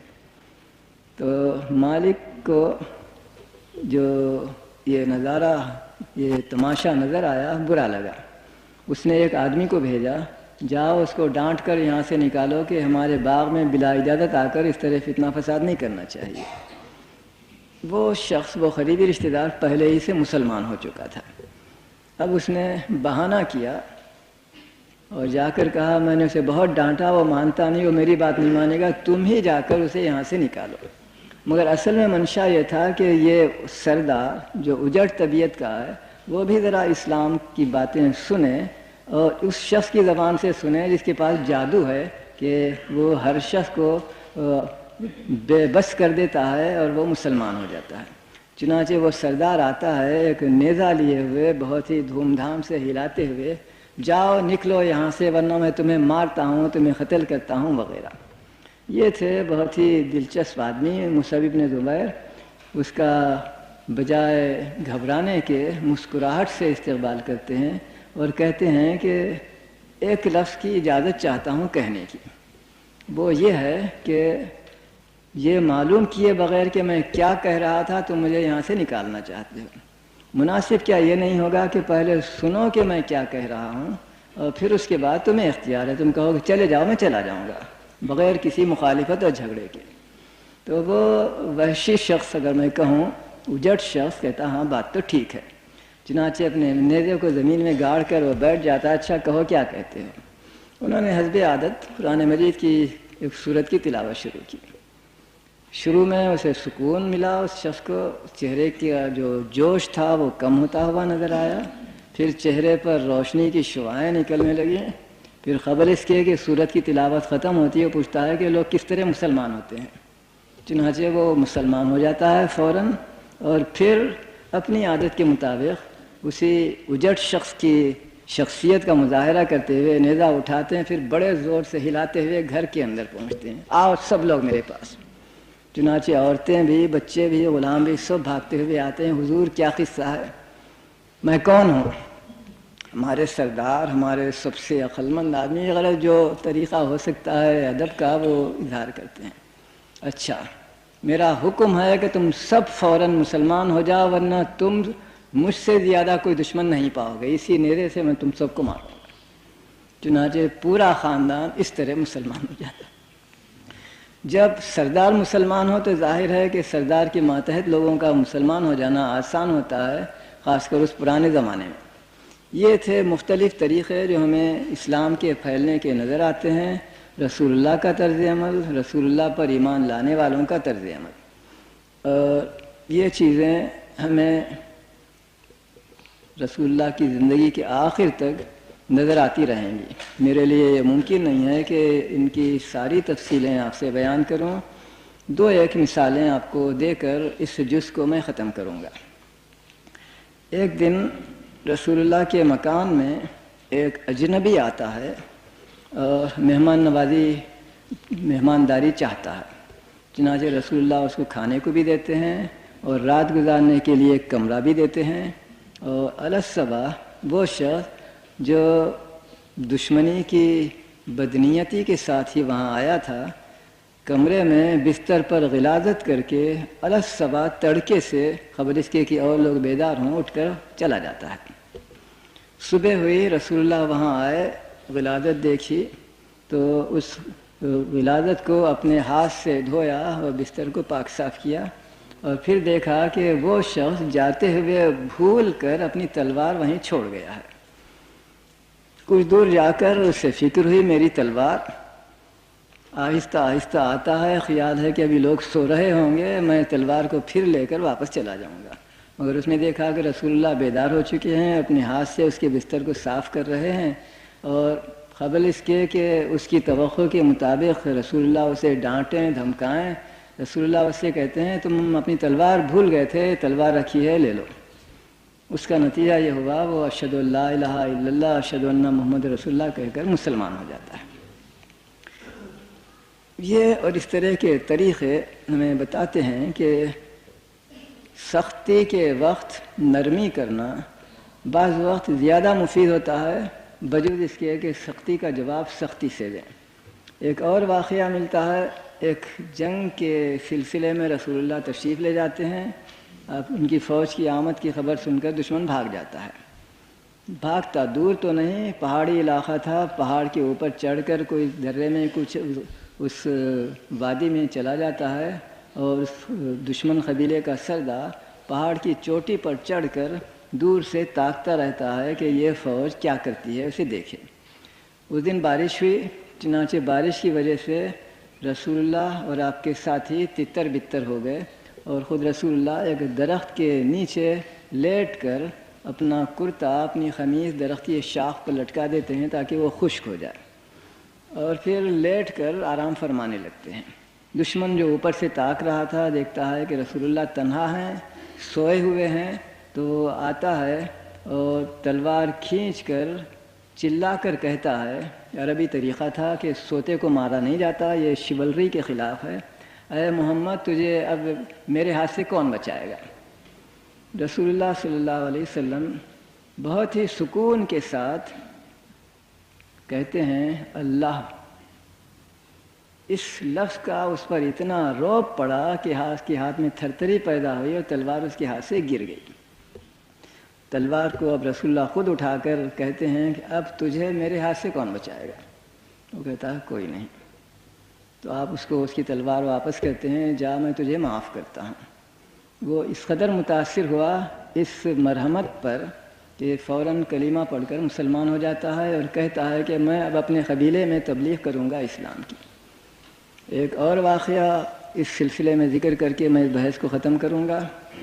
مکہ معظمہ فتح ہوتا ہے، جس کے سلسلے میں رسول اللہ کی فوجی قابلیت اور مہارت کا میں ایک سابقہ لیکچر میں ذکر کر چکا ہوں کہ کس طرح 10,000 کا عظیم الشان اور بڑا لشکر مدینے سے مکہ پہنچتا ہے، اور دشمن کو کانوں کان خبر نہیں ہوتی جب تک کہ مسلمان شہر مکہ کے دامن میں کیمپ ڈال کر مقیم نہیں ہو جاتے ہیں۔ اس کے بعد شہر فتح ہوتا ہے، اور ایک منادی شہر میں چلاتا ہوا پھرتا ہے، ڈھنڈورا پیٹتا ہوا کہ رسول اللہ تم لوگوں کو حکم دیتے ہیں کہ کعبے کی مسجد میں آؤ تاکہ وہ تم سب سے مخاطب ہو سکیں اور کچھ کہہ سکیں۔ سب لوگ آئے استجاب کے ساتھ، ڈر کے ساتھ، دھڑکن اور دہشت کے ساتھ، معلوم نہیں وہ ہمارے ساتھ کیا کرنے والا ہے، کیونکہ ان کے دلوں کی چوری تھی۔ 20 سال سے وہ اسلام اور اسلام کے پیغمبر کو تکلیف دیتے رہے تھے، اب وہی دشمن کا مالک ہو چکا تھا، ان کے شہر پر قبضہ کر چکا تھا، شہر سے نکلنے کے راستے بند تھے۔ وہ کعبے کی چھت پر چڑھ کر اذان دیتے ہیں، اللہ اکبر اللہ اکبر۔ حاضرین میں کچھ مسلمان تھے اور سارے مکے کے غیر مسلم لوگ بھی وہاں بیٹھے ہوئے تھے۔ ایک شخص جو اسلام کے سخت دشمنوں میں سے ایک تھا، عتاب ابن اسید، وہ اذان کو سن کر اپنے ایک دوست کے کان میں، جو وہ بھی غیر مسلم ہے، کانا پوسی کرتے ہوئے کہتا ہے اللہ کا شکر میرا باپ مر چکا ہے، ورنہ آج وہ برداشت نہیں کر سکتا کہ اللہ کے گھر کی چھت پر ایک کالا گدھا چڑھ کر ہینگے۔ یہ حضرت بلال کی طرف اس کا اشارہ تھا۔ میں اس کو یہیں روکتا ہوں۔ رسول اللہ نماز پڑھتے ہیں، اس کے بعد لوگوں کی طرف مخاطب ہو کر کہتے ہیں تم اب مجھ سے کیا توقع کرتے ہو؟ ظاہر ہے کہ ان کے پاس سوائے شرم سے سر جھکا لینے کے کوئی جواب نہیں تھا، اور وہ صرف اس قدر کہہ سکے کہ تو شریف ہے، شریف زادہ ہے، تو اسے شرافت ہی کی توقع کی جا سکتی ہے۔ اس وقت رسول اللہ نے فرمایا آج تم پر کوئی ذمہ داری باقی نہیں ہے، کوئی جواب دہی باقی نہیں ہے، جاؤ تم سب آزاد ہو۔ اس غیر متوقع اعلان پر عتاب ابن اسید، جو ابھی 2 منٹ پہلے اذان دینے پر اس طرح کی نامعقول باتیں کر چکا تھا، وہ اپنے آپ پر قابو نہیں رکھ سکتا، اچھل پڑتا ہے، آگے بڑھتا ہے، رسول اللہ کے سامنے آ کر کہتا ہے اے محمد میں عتاب ابن اسید ہوں، اشہد ان لا الہ الا اللہ اشہد ان محمد رسول اللہ۔ یہ تھا اس کا ریاکشن اس امنسٹی، اس اعلان معافی اور آزادی کی وجہ سے، کہ جس وقت سختی کا موقع ہوتا ہے اس وقت رسول اللہ نرمی کا مظاہرہ کرتے ہیں، اور اس کا اثر زیادہ ہوتا ہے بنسبت تلوار کے، اس لیے کہ مکے پر رسول اللہ کا قبضہ ہو چکا تھا۔ 20 سال سے مکے والے مسلمانوں کو ستا رہے تھے، یہ آسانی سے ممکن تھا، اس کی قوت موجود تھی، رسول اللہ کے ہاتھ میں حکم دیتے کہ ان سب کا قتل عام کرو، آپ نے نہیں کیا۔ کم از کم آپ یہ حکم دے سکتے تھے کہ ان سب کو غلام بنا ڈالو، آپ کر سکتے تھے، آپ نے نہیں کیا۔ کم از کم یہی کر سکتے تھے کہ ان کا مال لوٹ لو، یہ بھی آپ نے نہیں کیا۔ یہ کہا کہ آج تم پر کوئی ذمہ داری باقی نہیں ہے، تمہیں جواب دہی کی ضرورت نہیں ہے، لا تثریب علیکم اليوم، جاؤ تم سب آزاد ہو۔ تو نتیجہ یہ ہوا کہ راتوں رات سارا مکہ مسلمان ہو جاتا ہے۔ یہ تھے وہ طریقے جو تبلیغ اسلام کے لیے رسول اللہ نے اختیار فرمائے، اور نتیجہ ہمیں یہ نظر آتا ہے کہ اس سے پہلے کے انبیاء کی زندگی میں ان کے ہاتھوں پر ایمان قبول کرنے والوں کی تعداد کا ہم مقابلہ کریں رسول اسلام کی کامیابی کا، تو یہاں بھی آپ کی غیر معمولی فوقیت نظر آتی ہے۔ حضرت عیسیٰ کے متعلق انجیل میں جو تفصیلیں ملتی ہیں اس سے اندازہ کیا جاتا ہے کہ زیادہ سے زیادہ 30-40 آدمی آپ کے ہاتھ پر ایمان اسلام دین قبول کر سکے ہوں گے۔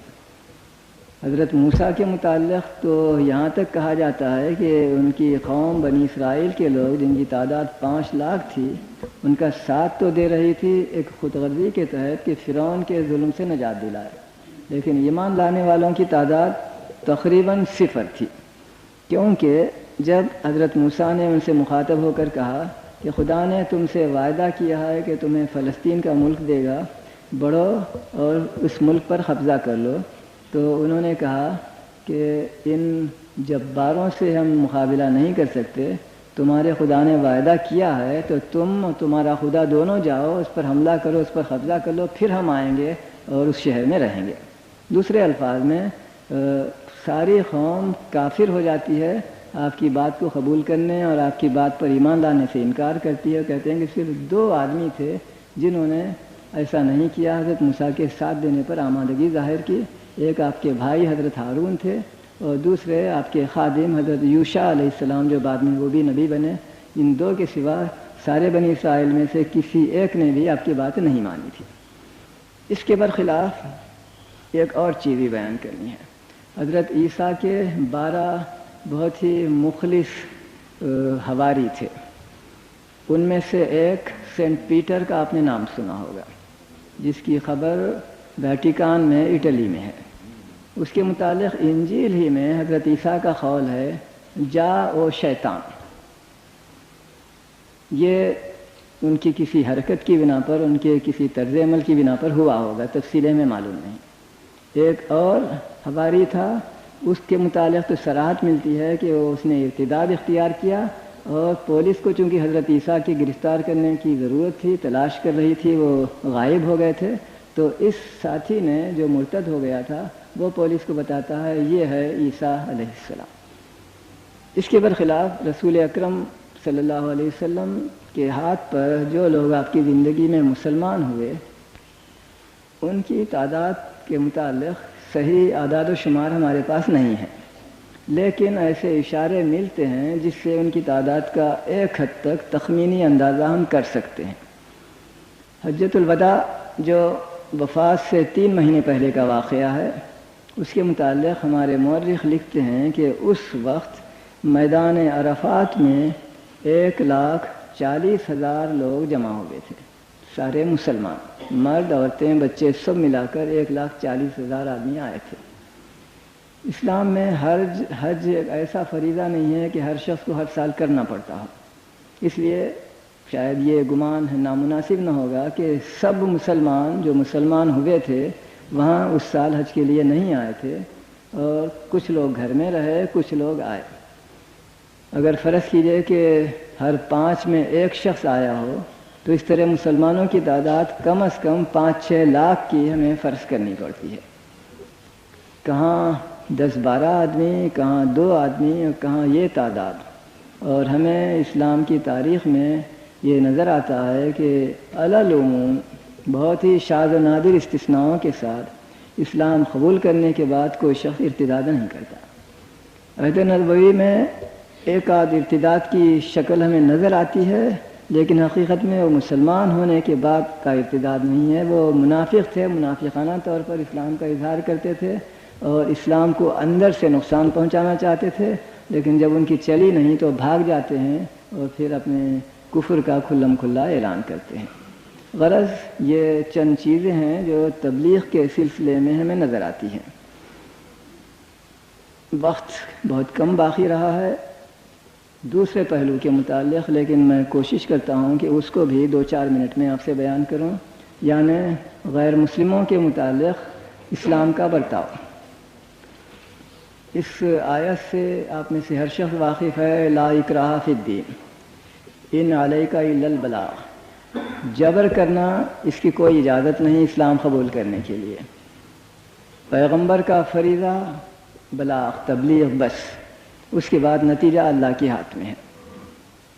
نتیجہ یہ ہے کہ اسلام کی تاریخ میں عہد نبوی میں اور خلافت راشدہ میں کم از کم اس دور کی حد تک میں کہہ سکتا ہوں کہ کسی کو جبر کے ساتھ کبھی مسلمان نہیں بنایا گیا۔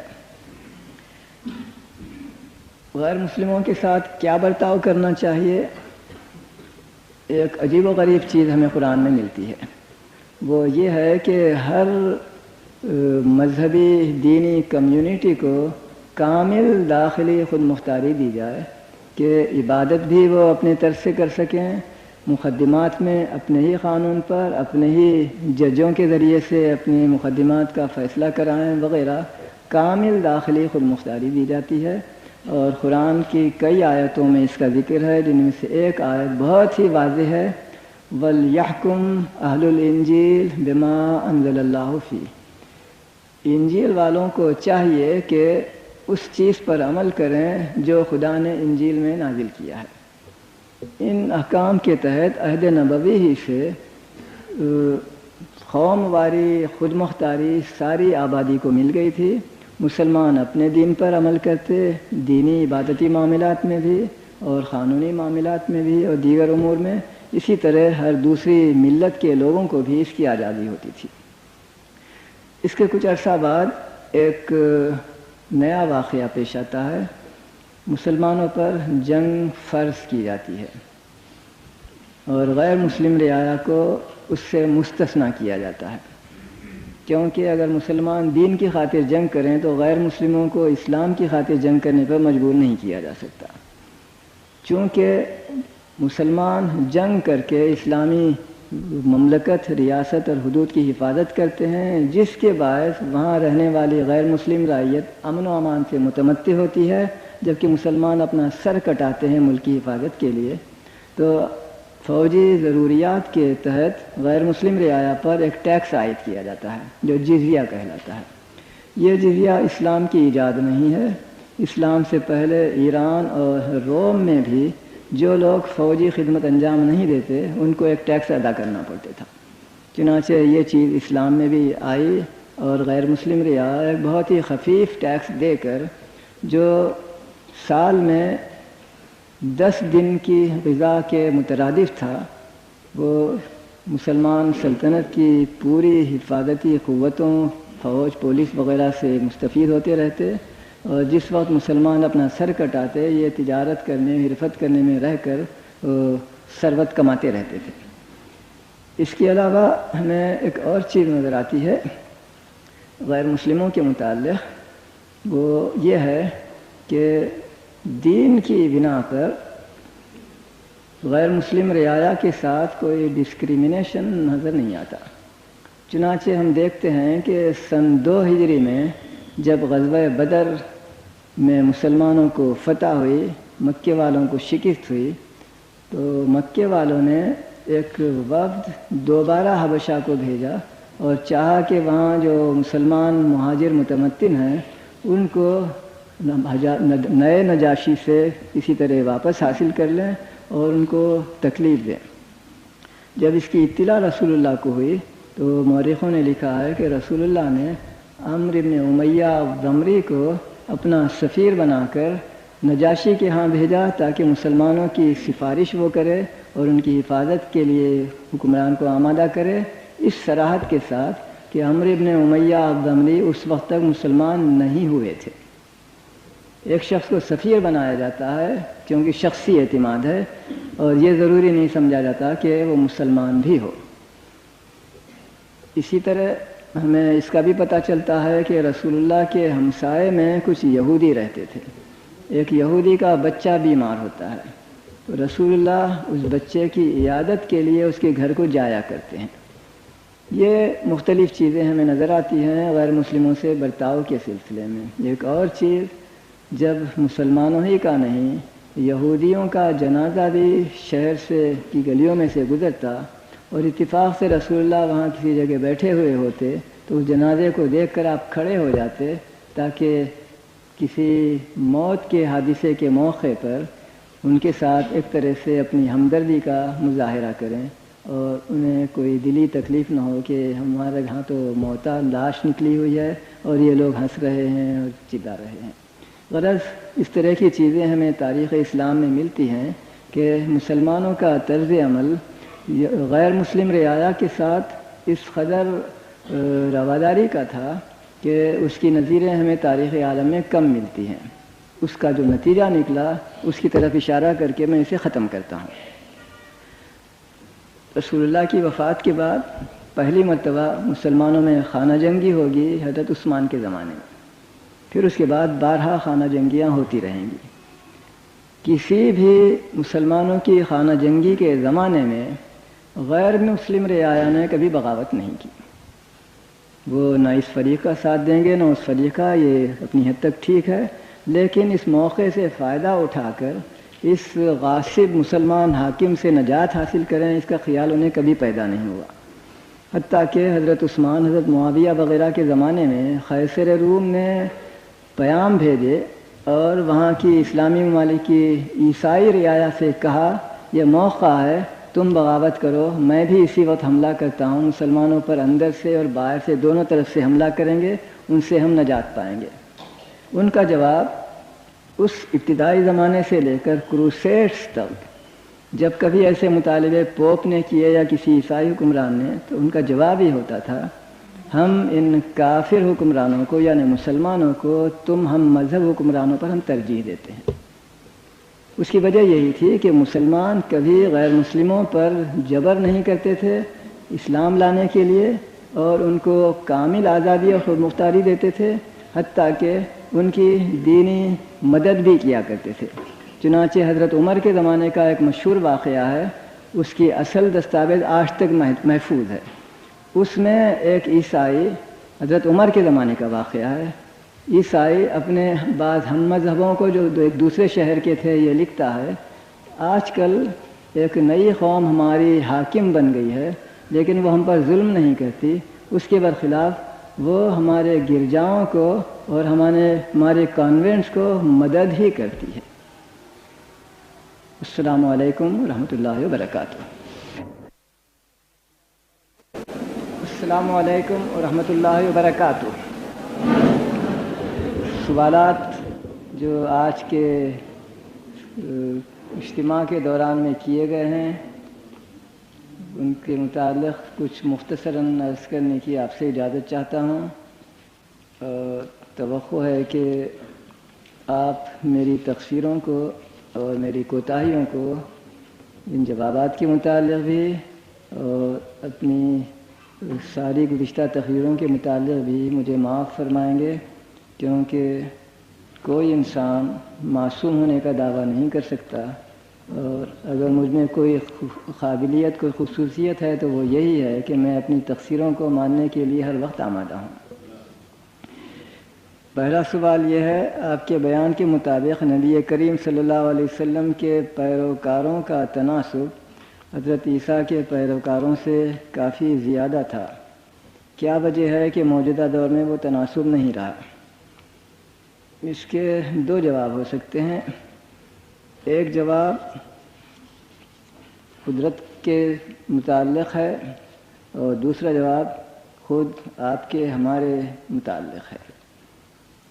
قدرت کے متعلق میں اس لیے منسوب کرتا ہوں کہ حضرت عیسیٰ کے اس دنیا سے تشریف لے جانے کے بعد اور ہمارے پیغمبر صلی اللہ علیہ وسلم کی اس دنیا میں تشریف آوری تک 600 سال کا وقفہ پڑا. لہذا عیسائیوں کو ہم پر 600 سال کی سبقت حاصل ہے. انشاءاللہ آئندہ 600 سال کے بعد ہماری حالت وہ نہیں رہے گی جو آج ہے. یہ قدرتی صورتحال ہے جو اس کی توجیہ کے لیے پیش کی جا سکتی ہے. لیکن اس سے زیادہ میرا قصور معاف کریں اگر میں یہ کہوں کہ یہ ہمارا اپنا قصور ہے. کیا ہم اپنے اطراف نہیں دیکھتے کہ عیسائی مشنری کس تندہی کے ساتھ، کس جوش و شوق سے اور کس خلوص کے ساتھ اپنا دین پھیلانے کی کوشش کرتے ہیں؟ ہماری تعداد عیسائیوں کی تعداد سے زیادہ ہو. اس کے باوجود میں کہہ سکتا ہوں کہ یہ بیان کرنا کہ موجودہ دور میں عیسائیوں کی تعداد مسلمانوں سے بہت زیادہ ہے، یہ صحیح نہیں. اس کے بعد یہ سوال ہے، اگر خلیفہ وقت یا اقتدار اعلیٰ یعنی اسلامی ریاست قتل یا طبی موت سے فارغ عہدہ نہ ہوں تو کیا کوئی ایسا اسلامی طریقہ ہے جس سے انہیں علیحدہ کیا جانا ممکن ہو؟ براہ کرم کسی مثال یعنی پریسیڈنٹ سے آگاہ فرمائیں.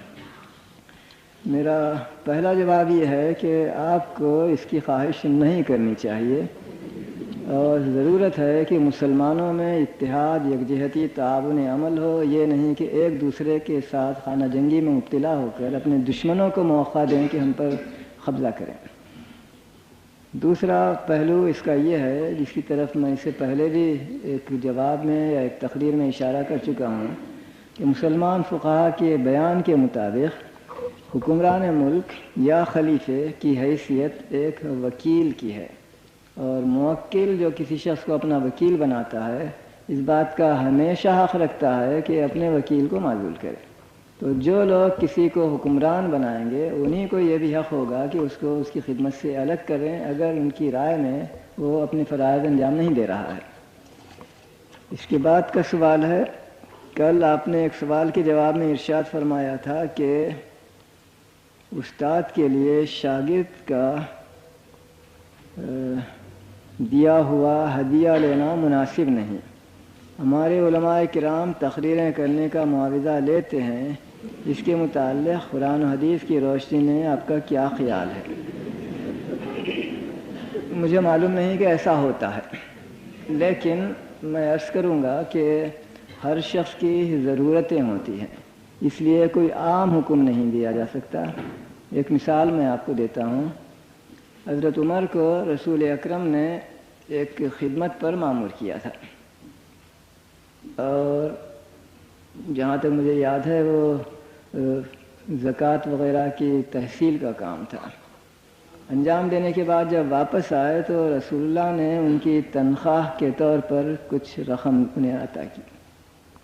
حضرت عمر نے ادب کے ساتھ اس کو لینے سے انکار کیا اور کہا کہ یا رسول اللہ، مجھے اس مال کی ضرورت نہیں ہے، لیکن یہ کام میں خدا کے لیے کرنا چاہتا ہوں، اس لیے یہی رقم آپ کسی اور دوسری اسلامی ملک کی ضرورت کے لیے صرف فرما سکتے ہیں. رسول اکرم صلی اللہ علیہ وسلم نے کہا نہیں، تمہیں لینا چاہیے. لینے کے بعد چاہے کسی کار خیر میں لگا دو لیکن لینا چاہیے۔ یہ بخاری کے بیان کردہ حدیث ہے۔ میرا منشا اس سے یہ ہے کہ کچھ تو حکومت کے فرائض ہیں اور کچھ دوسرے الفاظ میں ان لوگوں کے فرائض ہیں جو کسی شخص سے کوئی کام لینا چاہتے ہیں۔ دوسری طرف جس شخص سے کام لیا گیا ہے اس کے اپنے فرائض، اس کے اپنے جذبات اور اس کی اپنی ضرورتیں ہوں گی۔ ان تمام چیزوں کا ہمیں لحاظ رکھنا ہوگا۔ میں سمجھتا ہوں کہ اس قدر جواب آپ کے لیے کافی ہوگا، پھر آپ اس کے لیے خود فیصلہ فرما سکیں گے۔ اس کے بعد ایک سوال ہے جو شاید تیسری، چوتھی، پانچویں مرتبہ آیا ہے موسیقی کے متعلق، اور یہ بتایا گیا ہے کہ مسند احمد ابن حنبل میں ایک حدیث ہے جس میں کم و بیش یہ الفاظ ہیں کہ خدا نے مجھ کو معازف اور مزامیر کے نابود کرنے کے لیے بھیجا ہے۔ میرا اس کے متعلق ادب کے ساتھ عریضہ یہ ہے کہ اس حدیث کی موجودگی میں اگر وہ حدیث ہے، صحیح حدیث ہے، تو دنیا کا کوئی مسلمان سرتابی نہیں کر سکتا۔ ظاہر ہے کہ میرے لیے بھی سوائے سر تسلیم خم کرنے، اسے سر آنکھوں پر رکھنے کے کوئی چارہ نہیں۔ اس کے باوجود دو چیزیں قابل ذکر ہیں۔ ایک چیز علمی ہے اور اس کے لیے وقت چاہیے، اور دوسری چیز گویا ایک فوری ری ایکشن ہے جو اس حدیث کے پڑھنے سے دلوں پر، ذہنوں میں آتا ہے۔ ان دونوں کے ذکر سے پہلے ایک چھوٹی چیز کی طرف میں اشارہ کروں گا۔ ایک سے زیادہ مرتبہ یہاں یہ کہا گیا کہ ستار کی تاروں کو توڑنے کے لیے خدا نے مجھے بھیجا ہے۔ اب تک ایسی کوئی حدیث بیان نہیں کی گئی۔ یہاں جو حدیث بیان کی گئی ہے اس کے پڑھنے کے بعد جو نتیجہ میرے ذہن پر قائم ہوا وہ آپ سے میں عرض کرتا ہوں، لیکن اولاً وہ علمی چیز جس کی طرف میں نے اشارہ کیا کہ حدیث کی کتابوں میں روایت کے ساتھ ساتھ اس کے مصادر بیان کیے جاتے ہیں کہ فلاں نے فلاں سے، فلاں نے فلاں سے اس کی روایت کی ہے۔ اور علم حدیث کا ایک بنیادی اصول ہے کہ جس طرح ہم حدیث پر عمل کرنے کے پابند ہیں کیونکہ وہ اللہ کے رسول کا حکم ہے، اس سلسلے میں اولاً یہ بھی معلوم کرنے کی ضرورت ہے کہ آیا وہ روایت صحیح ہے یا نہیں۔ چنانچہ ان راویوں کی سوانح عمریاں دیکھنی ہوں گی اور یہ معلوم کرنا ہوگا کہ ان راویوں کے متعلق ہمارے سلف کے علماء نے کیا رائے قائم کی تھی، اور اس تحقیق کے ختم ہونے تک، جس کا مجھے یہاں کوئی وقت نہیں ملا، کوئی رائے اس پہلو کے متعلق قائم نہیں کی جا سکتی۔ لیکن دوسرا پہلو جو حدیث کے پورے الفاظ کو پڑھنے کے بعد قائم ہوتا ہے اور صرف اس درمیانی جملے کی وجہ سے نہیں، وہ حسب ذیل ہے۔ حدیث کے الفاظ یہ ہیں کہ بتوں کی پوجا اور پرستش کے لیے جو گانا بجانا ہوتا ہے میں اس کو محو کرنے کے لیے آیا ہوں۔ تو اس جز کو بھی آپ اپنے ذہن میں رکھیں اور اس کو عام کرنے سے پہلے اس پر غور فرمائیں۔ دوسرا سوال یہاں یہ کیا گیا ہے کہ حضرت ام ورقہ کے بارے میں استیاب نامی کتاب میں ہے کہ انہیں آپ نے ان کے گھر کی عورتوں کا امام بنایا تھا۔ کیا عورت صرف عورتوں کی امامت کر سکتی ہے، مردوں کی نہیں؟ میں اس کے قبول کرنے کے لیے تیار نہیں ہوں کہ عورتوں کے لیے امام بنایا گیا تھا۔ وہاں الفاظ ہیں ان کے خاندان کے اہل کے لیے، اہل کے معنی صرف عورت کے نہیں ہوتے ہیں۔ پھر اسی حدیث میں یہ بھی بیان کیا گیا ہے کہ ان کا ایک امام، ایک مؤذن تھا جو مرد تھا، اور پھر مزید تفصیلیں بھی ملتی ہیں کہ ان کے غلام بھی تھے۔ ظاہر ہے کہ غلام بھی ان کی امامت ہی میں نماز پڑھتے ہوں گے۔ غرض یہ کہ ان کی امامت صرف عورتوں کے لیے نہیں تھی بلکہ مردوں کے لیے بھی تھی۔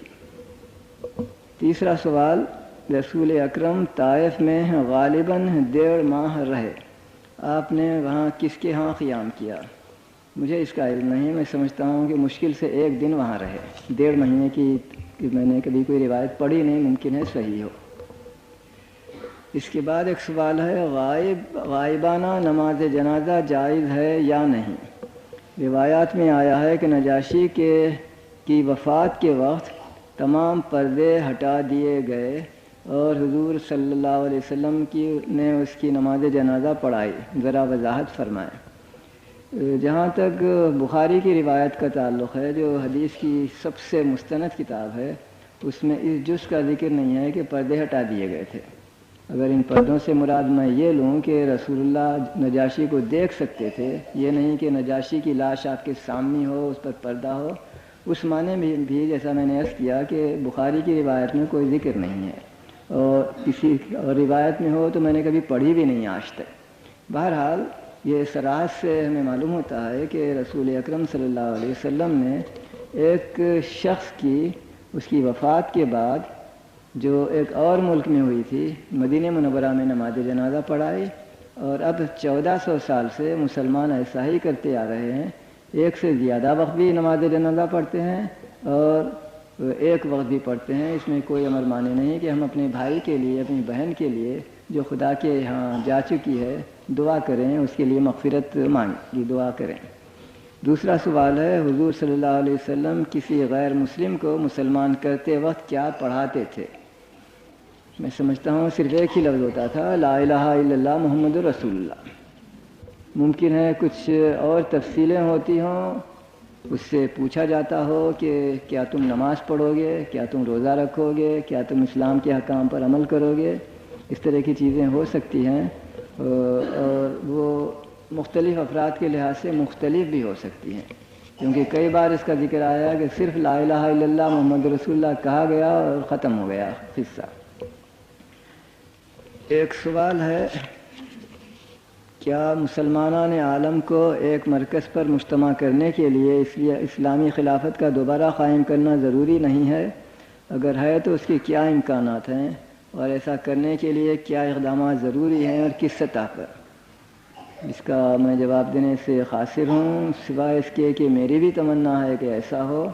اگر میں کسی ملک کا بادشاہ ہوتا تو اس پر آمادہ رہتا کہ کسی اور ایمبیشس شخص کے لیے اپنی جگہ خالی کر دوں اور کہہ دوں کہ تم ان دونوں ملکوں کے بادشاہ بنو، دو بادشاہ نہ رہیں، لیکن ایسی کوئی چیز میرے بس میں نہیں ہے، لہذا میں آپ سے کچھ کہہ نہیں سکتا کہ کیا کرنا چاہیے، کیونکہ دیکھا جاتا ہے کہ یہ کام رعایا کے کرنے کا نہیں ہے بلکہ حکمرانان ملک کے کرنے کا ہے، اور ان میں اب تک ایسی کوئی چیز نظر نہیں آئی جو اس سلسلے میں ہمیں ہمت دلاتی ہو۔ دوسرا سوال یہ ہے، آج کل کی حالات میں تبلیغ کی ضرورت غیر مسلموں سے زیادہ مسلمانوں میں کرنے کی ضرورت ہے، اپنے تجربات کی روشنی میں وضاحت فرمائیں۔ مجھے اس سے اتفاق بھی ہے، اختلاف بھی ہے۔ اتفاق اس معنی میں کہ اگر مسلمانوں کا کردار اچھا ہو تو اس کردار کا اثر دیکھنے والے غیر مسلموں پر پڑتا ہے، لیکن اختلاف بھی ہے اس معنی میں کہ اگر ہم انتظار کریں کہ سارے مسلمان صحیح معنی میں مسلمان بن جائیں اور ہم پھر تبلیغ کریں تو یہ قیامت تک نہیں ہو سکتا۔ ضرورت ہے کہ دونوں کام بیک وقت جاری رہیں، اور ہم مسلمانوں کو مسلمان بنانے کے لیے بھی کام کریں، غیر مسلموں تک اسلام کا پیام پہنچانے کی بھی کوشش کریں، اور یہ دونوں ایک دوسرے کی مدد کریں، ایک دوسرے کا تعاون کریں، یہ دونوں عمل ہمارے۔ غیر مسلموں کے ساتھ اسلام کی مثالی رواداری کے باوجود مرتد کو واجب القتل کیوں قرار دیا گیا ہے؟ لا اکراہ فی الدین کے باوجود ایسا حکم دینے کا کیا جواز ہے؟ اس بارے میں میرا تاثر، میرا شخصی رد عمل یہ ہے کہ مرتد کو سزائے موت دین کے سلسلے میں جو تصور کیا گیا ہے نہیں دی جاتی، بلکہ وہ ایک سیاسی غداری ہے۔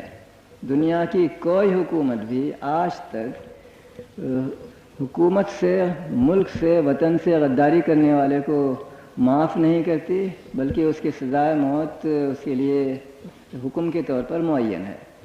اس سلسلے میں اسلام میں چونکہ سیاست اور دین کو الگ نہیں کیا گیا ہے، اس لیے ہمیں شبہ پیدا ہوتا ہے کہ یہ دین کی سزا ہے اور دین کی رواداری اور دین کی آزادی اس کے معنی ہے۔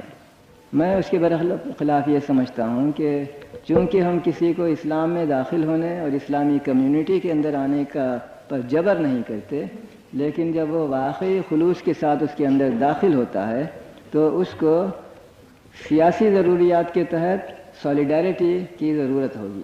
جب اس سے وہ انکار کرتا ہے اور غداری کرتا ہے تو اس کو دنیا کے عام سیاسی قواعد کے تحت جو سزا غداری کی سزا دی جاتی ہے وہ مرتد کو دی جاتی ہے. دوسرا سوال ہے غیر ممالک خاص طور پر یورپ اور امریکہ میں تبلیغی جماعت کی تبلیغ کے کیا اثرات مترتب ہوئے ہیں؟ کیا اس جماعت کی کارکردگی کافی مؤثر ثابت ہو رہی ہے؟ اگر نہیں ہے تو کیوں؟ وضاحت فرمائیں. مجھے اور ملکوں کا علم نہیں، لیکن شہر پیرس کی حد تک میں کہہ سکتا ہوں کہ گزشتہ کوئی 20 سال سے یہ جماعتیں وہاں آنے لگی ہیں اور میں نے اس کے اچھے نتائج دیکھے. اب سے 20 سال پہلے پیرس شہر کے مسلمانوں میں اگر نماز پڑھنے والوں کی تعداد 1000 میں 1 تھی تو اب میں کہہ سکتا ہوں کہ وہ کچھ نہیں تو 100 میں 50 ہو گئی ہے. 50% لوگ نماز پڑھنے لگے ہیں. اور یہ جماعت تبلیغ ہی کی کوششوں سے نظر آتا ہے. اس کا ایک مظاہرہ بھی ہے. 1924 عیسوی سے پیرس میں ایک مسجد ہے، بہت عظیم الشان شاندار مسجد.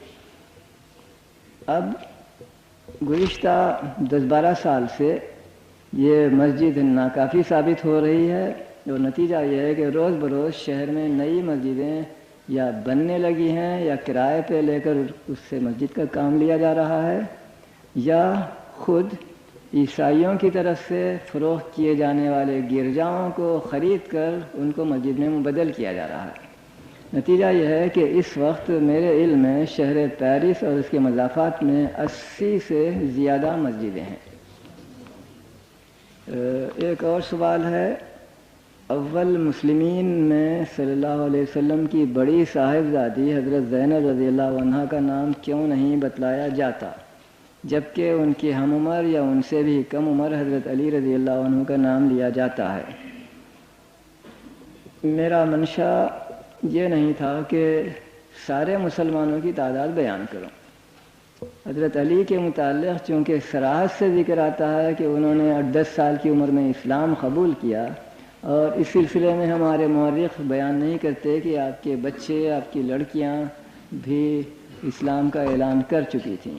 اسے بطور انڈرسٹوڈ کے گویا اسے قبول کر لیتے ہیں، ان کا کوئی صراحت سے ذکر نہیں آتا. اسی لیے میں نے بھی اس طرف توجہ نہیں کی، صرف بڑے بڑے نام بتائے جس سے لوگ واقف ہیں. دوسرا سوال، جبکہ قرآن پاک نے حضرت عیسیٰ علیہ السلام کے حواریین کی براءت بیان فرمائی ہے اور مسلمانوں کو ان کے حواریوں کی اتباع کا فرمان کیا ہے، تو پھر بھی حواریین عیسیٰ علیہ السلام یعنی صحابہ حضرت عیسیٰ علیہ السلام کو کیوں مطعون کیا جاتا ہے؟ براہ کرم املا درست فرمائیے. مطعون حمزہ سے نہیں عین سے ہوتا ہے. آیت یہ ہے کونوا انصار اللہ کما قال عیسی ابن مریم للحواریین من انصاری الی اللہ قال الحواریون نحن انصار اللہ. میں نے اپنی طرف سے کوئی تعان نہیں کیا، میں نے بیان کیا کہ خود انجیل کے بیانات کے مطابق، نیو ٹیسٹمنٹ کے مطابق، حضرت عیسیٰ نے اپنے ایک حواری بطرس کو، سینٹ پیئر کو ان الفاظ سے جھڑکا کہ جا شیطان. اس سے زیادہ میرا کوئی اور مقصد نہیں تھا. یہ روایت صحیح ہے یا نہیں اس کا میں ذمہ دار نہیں. میں نے یہ بیان کیا کہ عیسائیوں کے اپنے بیان کے مطابق، ان کی مقدس کتاب کے مطابق ایسا پیش آیا، اور یہی حال کائفاس کے متعلق ہے جس نے حضرت عیسیٰ کو ڈیناؤنس کر کے پولیس کے ہاتھ میں گرفتار کروایا تھا. اس کے بعد ایک سوال ہے، آپ نے تقریر کی ابتدا میں ورقہ بن نوفل کا واقعہ بیان فرمایا. اس واقعے سے یہ تاثر پیدا ہوتا ہے کہ خود رسول اللہ کو اپنے رسول ہونے کا علم نہیں تھا، جبکہ ورقہ بن نوفل یہ جانتا تھا. کیا اس واقعے میں رسول اللہ کی سبکی نہیں ہوتی؟ کیا نبی وقت کا سب سے بڑا عالم، کوئی اور لفظ ہے میں پڑھ نہیں سکا اس کو، وقت کی سب سے بڑی کامل اور جامع شخصیت تمثیل نہیں ہوتا؟ کیا وہ کسی بھی کام میں کسی فرد سے کم ہو کر نبی ہو سکتا ہے؟ جو مفہوم میں آپ کا سمجھا اس کا جواب میں یہ عرض کرتا ہوں کہ رسول اللہ صلی اللہ علیہ وسلم کو پہلی مرتبہ یہ واقعہ پیش آیا کہ ایک شخصیت آپ کے سامنے آ کر کہتی ہے کہ میں جبریل ہوں اور خدا نے مجھے بھیجا ہے اور تم کو خدا نے اس امت کا نبی بنایا ہے۔ اس کی تفصیلیں آپ ابن ہشام میں پڑھیں، اس میں لکھا ہے کہ یہ واقعہ خواب میں پیش آیا، پہلی وحی خواب میں کی حالت میں ہوئی، اور اس تمام گویا مشاہدے کے ختم ہونے پر رسول اللہ نیند سے بیدار ہوئے۔ ان حالات میں یہ ایک انسانی چیز ہے میری رائے میں کہ کسی شخص کو کچھ تذبذب ہو، انکار نہیں تھا، تذبذب تھا، اور وہ تذبذب کچھ عرصہ بعد دور ہو جاتا ہے جب جس چیز کا انتظار تھا وہ مکرر پیش آتی ہے، یعنی جبریل دوبارہ آتے ہیں، تو اس طرح کنفرمیشن ہو جاتا ہے۔ لیکن آپ کو معلوم ہے کہ پہلی وحی اور دوسری وحی میں 3 سال کا طویل وقفہ فترت پیش آئی تھی، تو ان حالات میں فطرت انسانی کا تقاضا ہے کہ آدمی کو شروع میں کچھ ڈر ہو کہ یہ واقعہ پیش آیا، رفتہ رفتہ ڈر دور ہوتا ہے تو ایک نوسٹالجیا کہ کاش اس کا دوبارہ اعادہ ہو، پھر اس کے بعد وہ شوق انتظار کی صورت میں دل کی گویا خلش کا موجب بنتا ہے، اور آخری لمحے میں ایسی چیزیں پیش آتی ہیں، آ سکتی ہیں کہ آدمی مایوس ہو کر سمجھے شاید وہ غلط واقعہ تھا۔ چنانچہ ایسا واقعہ ہماری کتابوں میں ملتا ہے۔ بخاری کی ایک روایت ہے کہ ایک مرتبہ رسول اللہ نے خودکشی کی کوشش فرمائی۔ اس کا قصہ یہ ہے کہ ایک دن آپ کی چچی ابو لہب کی بیوی نے آ کر طعن کیا اور رسول اللہ سے کہا کہ معلوم ہوتا ہے کہ تیرا وہ شیطان اب تجھ کو دغا دے کر تجھے چھوڑ چکا ہے۔ تو صبر اور انتظار کا جو بار آپ پر تھا، اس پیالے کے اندر یہ آخری خطرہ پڑا اور وہ چھلک پڑا۔ اس وقت آپ انتہائی جوش کی حالت میں شہر سے نکلتے ہیں، ایک پہاڑ کی چوٹی پر چڑھتے ہیں اور چاہتے ہیں کہ پھلانگ کر خودکشی کر لیں۔ اس وقت جبریل آتے ہیں، کہتے ہیں کہ نہیں، اللہ نے تجھے نہیں چھوڑا ہے، تو برحق نبی ہے، اور پھر اس کے بعد آپ کا سکون ہو جاتا ہے اور وحی کا سلسلہ دوبارہ شروع ہو جاتا ہے۔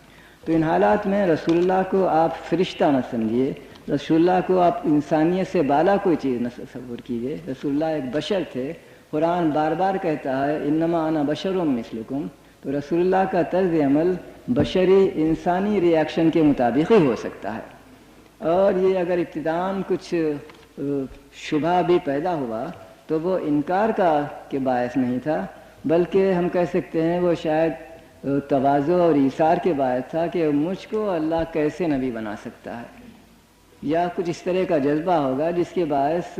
اور پھر یہ چیزیں کہ شہر میں جو کاہن اور جادوگر وغیرہ تھے ان کے حالات سے بھی رسول اللہ واقف تھے، وہ بھی کہتے تھے کہ مجھے غیب کی شخصیت نے آ کر، جن نے آ کر فلاں چیزیں بتائیں، تو ان کی بنا پر شبہ کا پیدا ہونا ایک فطری اور طبیعی چیز تھی، اور اس کا منشا حقیقت میں صرف اسی قدر تھا کہ مجھے شیطان نہ بہکائے، اس سے زیادہ کوئی اور چیز وہاں نہیں تھی۔ اس کے بعد ایک سوال ہے، حضور اور ان کی اہل خانہ نے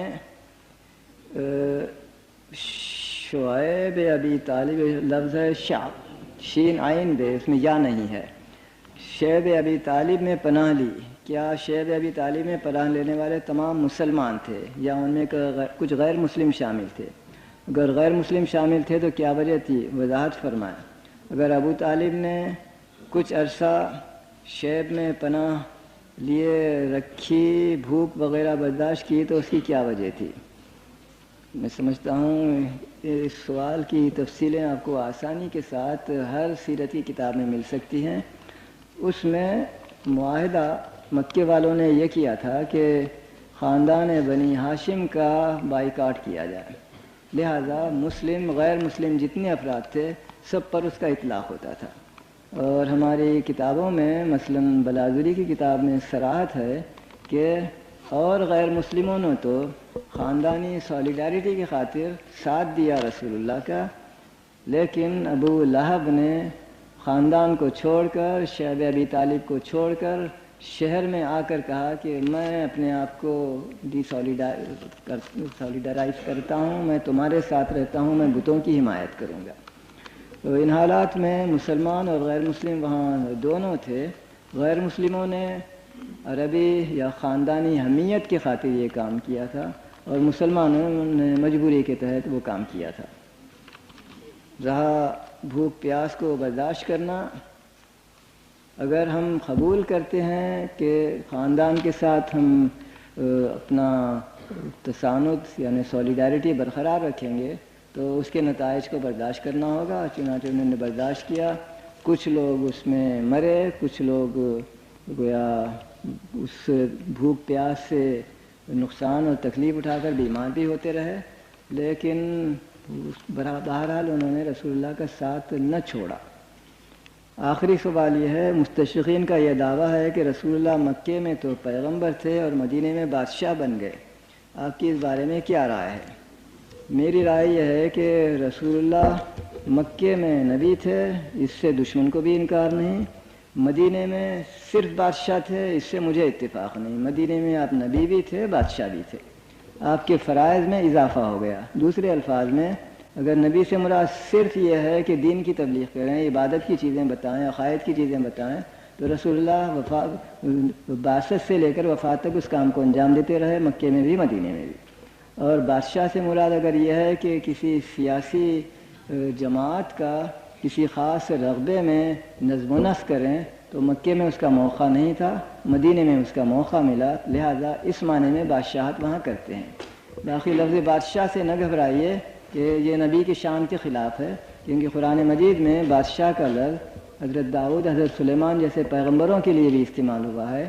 تو اس مصرعے کے مطابق آنچ خوبان ہمن دارن تو تنہا داری، جو چیز سارے دوسرے پیغمبروں کو دی گئی الگ الگ کر کے، وہ ساری خوبیاں ہمارے رسول کی ذات میں جمع ہو گئی۔ ان چند الفاظ کے ساتھ میں اسے ختم کرتا ہوں، اور نہایت ہی ادب سے ہمارے وائس چانسلر صاحب کی خدمت میں اور ان کی طرف سے آپ سب کی خدمت میں اپنا تہہ دل سے شکریہ عرض کرتا ہوں اور التجا کرتا ہوں کہ آپ میری کوتاہیوں سے کو نظر انداز کر کے درگزر فرمائیں، اور میں سارے معزز مہمانوں، خاص کر آج کے صدر میرے محترم کرم فرما بروہی صاحب کی خدمت میں بھی نہایت ہی خلوص کے ساتھ اپنے امتنان اور اپنی ممنونیت کو پیش کرتا ہوں۔ السلام علیکم ورحمۃ اللہ وبرکاتہ۔